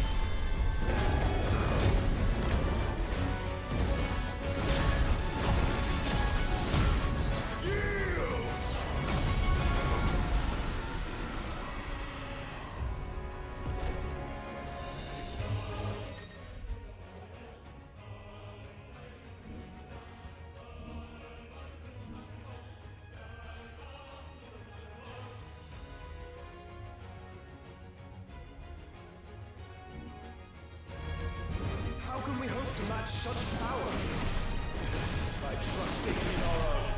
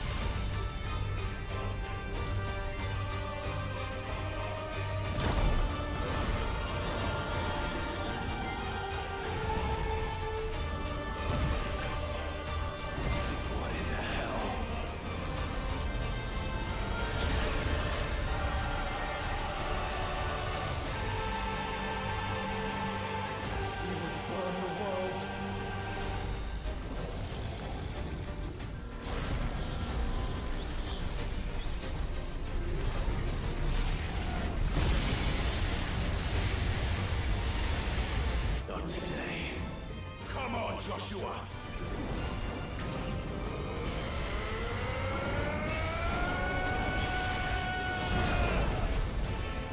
This ends now!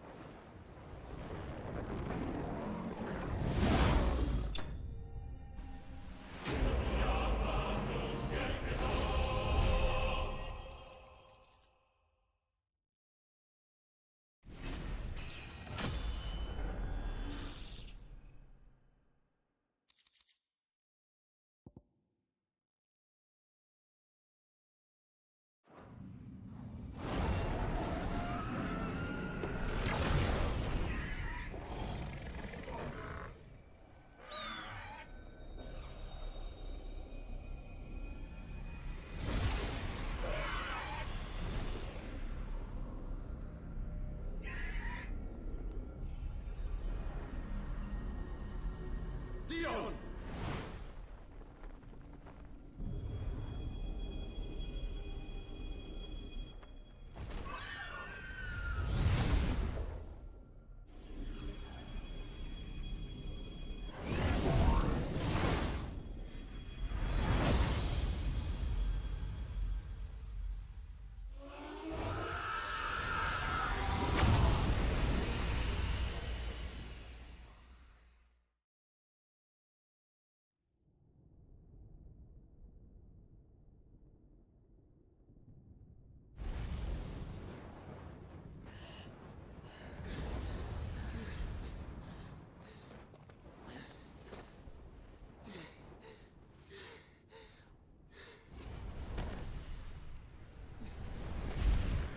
Joshua! Clive!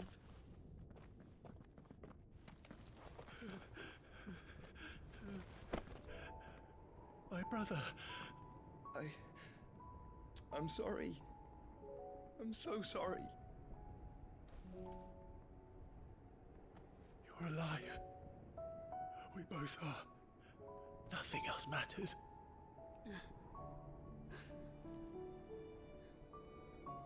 I never dared hope that I would see this day.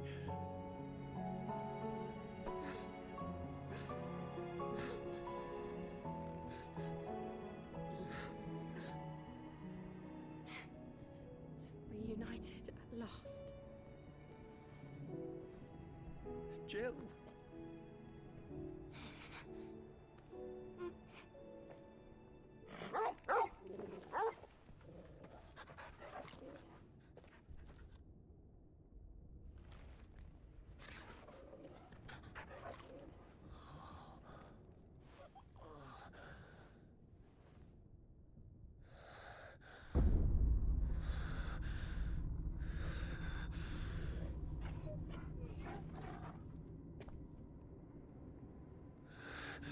This is for my father!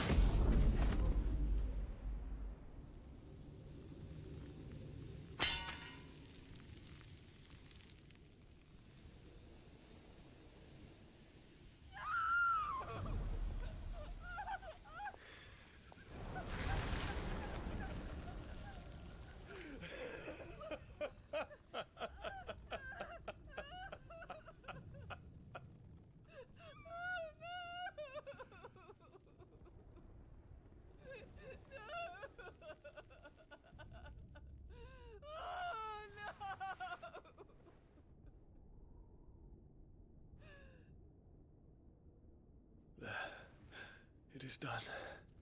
The demon that would tear our house apart is no more. Father.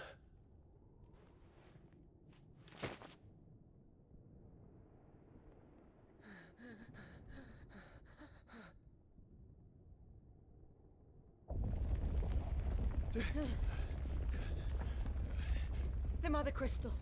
It's collapsing. Right. We need to leave. No. Wait.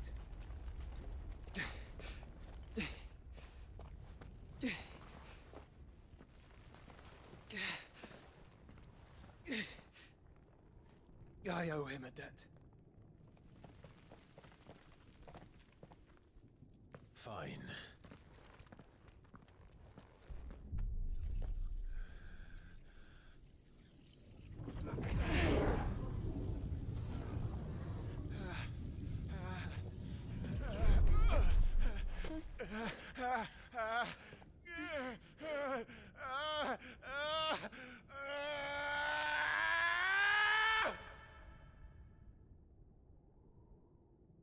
You there.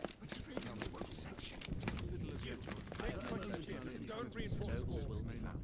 Situation. Report, Captain. Can nothing be done to call them off? I regret not, Your Radiance. The Dragoons answer to none but His Imperial Highness. The Council is powerless to intervene. We're hearing reports of rebel Madness is this, Dion. throughout the neighboring districts.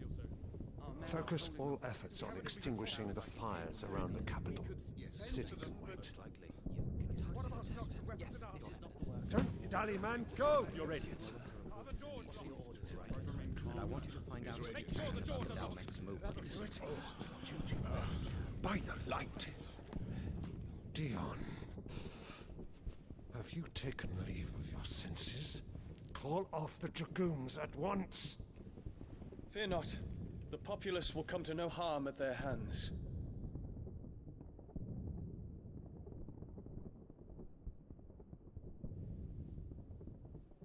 I am here to save you, Father.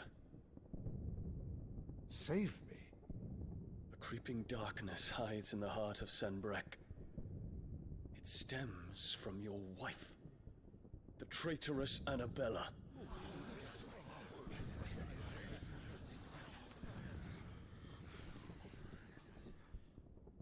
Not another word, Dion. Father, though you may not see it, the darkness has taken hold of you. It has made you forget yourself. But I bid you remember, there was a time when you ruled not with cruelty, but with compassion. Why now do you turn your back on your people? Why now do you seek to stoke the fires of war?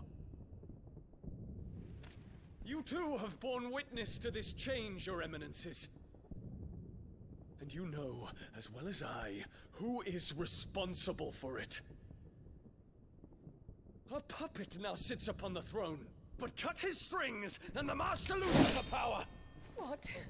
Dion, you bear steel before your Emperor? Guards! Take him!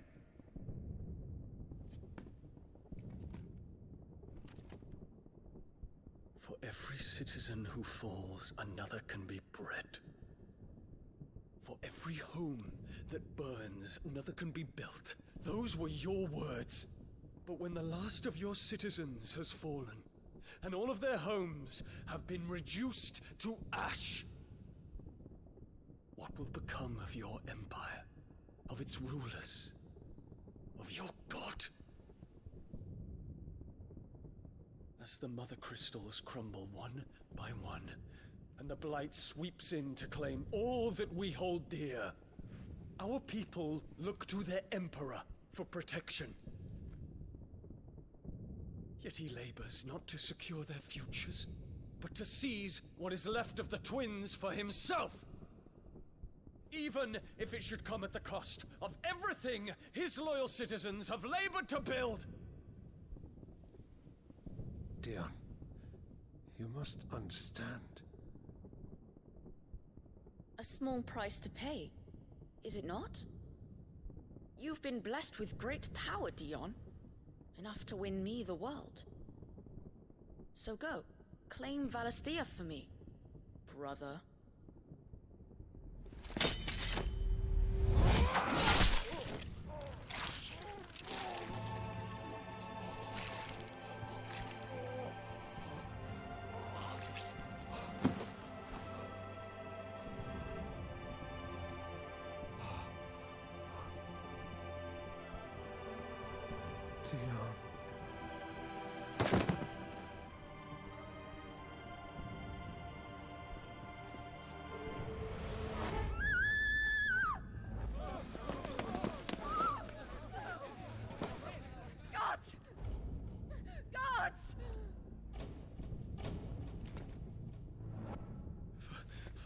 Poor father. How he doted on his children. That he would die to protect me was plain. It was but a matter of when. You planned this? You did well to endure so long. But you broke in the end, as I knew you would. And now Muthos approaches. Put him to the proof. I would see if he breaks. Go, Bahamut. Kinslayer.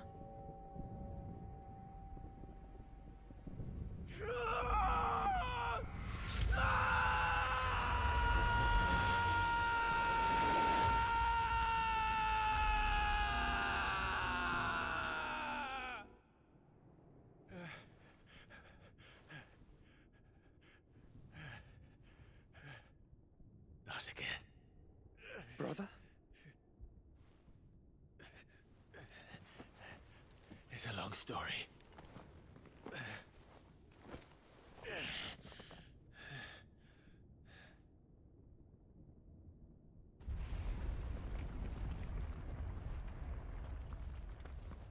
You cannot stay here, Mother. Come. Take my hand.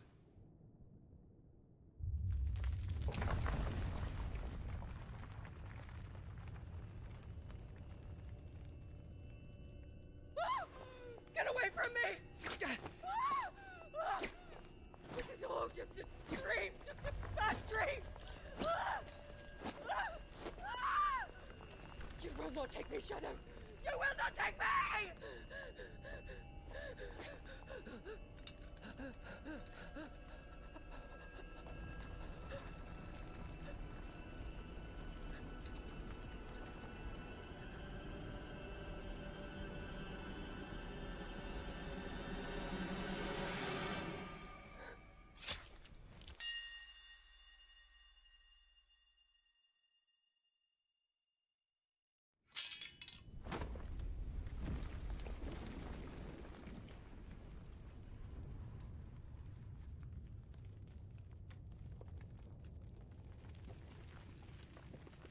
Mother.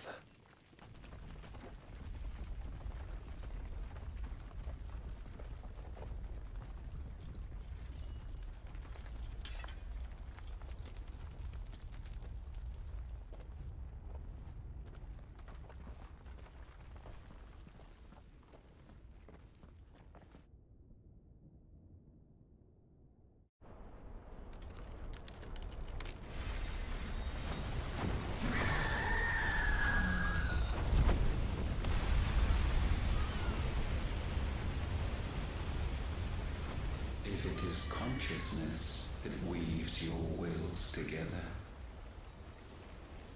consciousness that blurs the boundary between your own will and that of others, then we shall set you apart once more. The ties that bind you shall be severed, and humanity return to its proper place.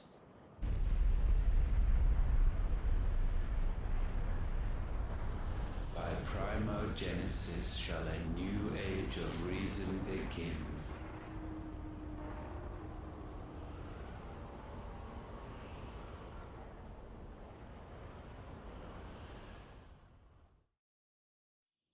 Relax, Your Majesty.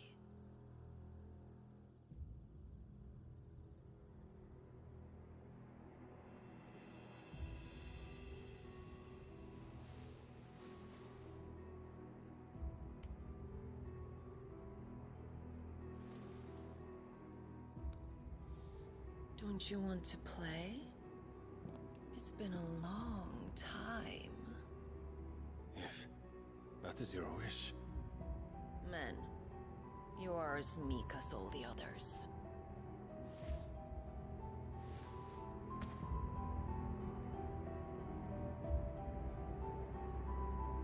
Such feeble creatures.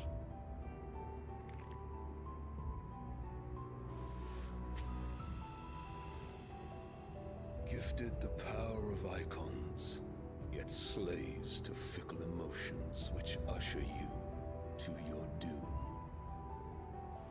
And so you bind your fragile wills with strands of consciousness.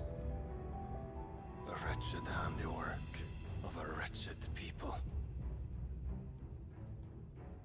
The Sons of Fire were united at last, and for but a moment, their flame burned bright. Soon, Muthos shall become our perfect vessel. And then shall the world be remade. Not before the bonds are severed, of trust, of respect, of love. Only when every strand of consciousness is cut away, may Muthos return to our side. By primogenesis shall all be undone.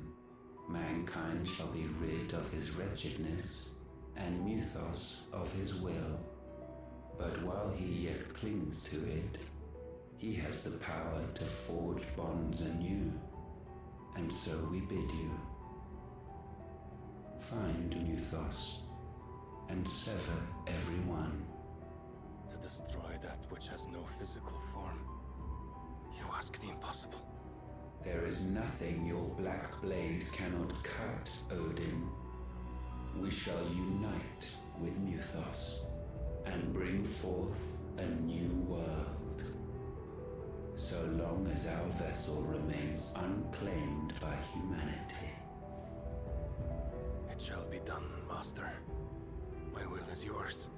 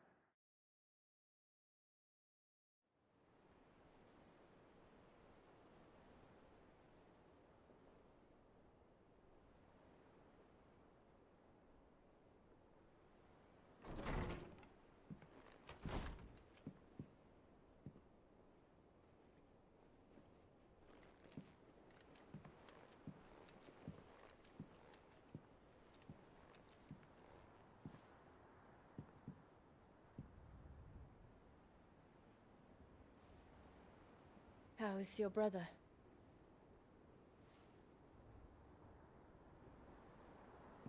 Asleep since I returned from the Dominion.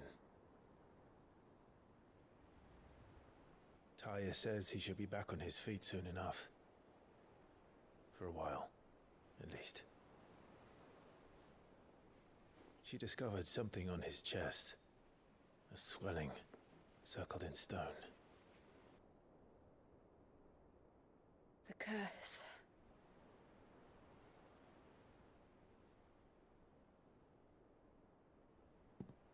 For every mountain we climb, another rises up to greet us, doesn't it? It's never ending.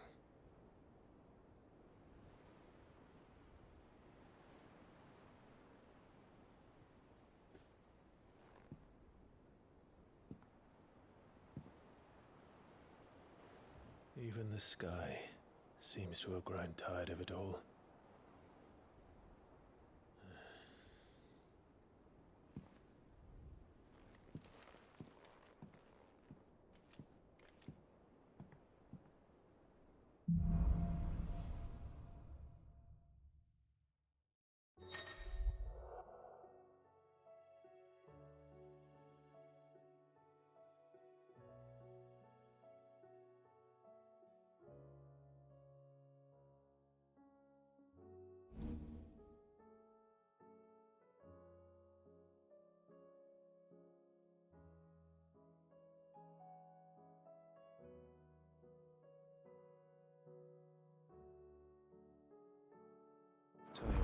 if I disturb Joshua.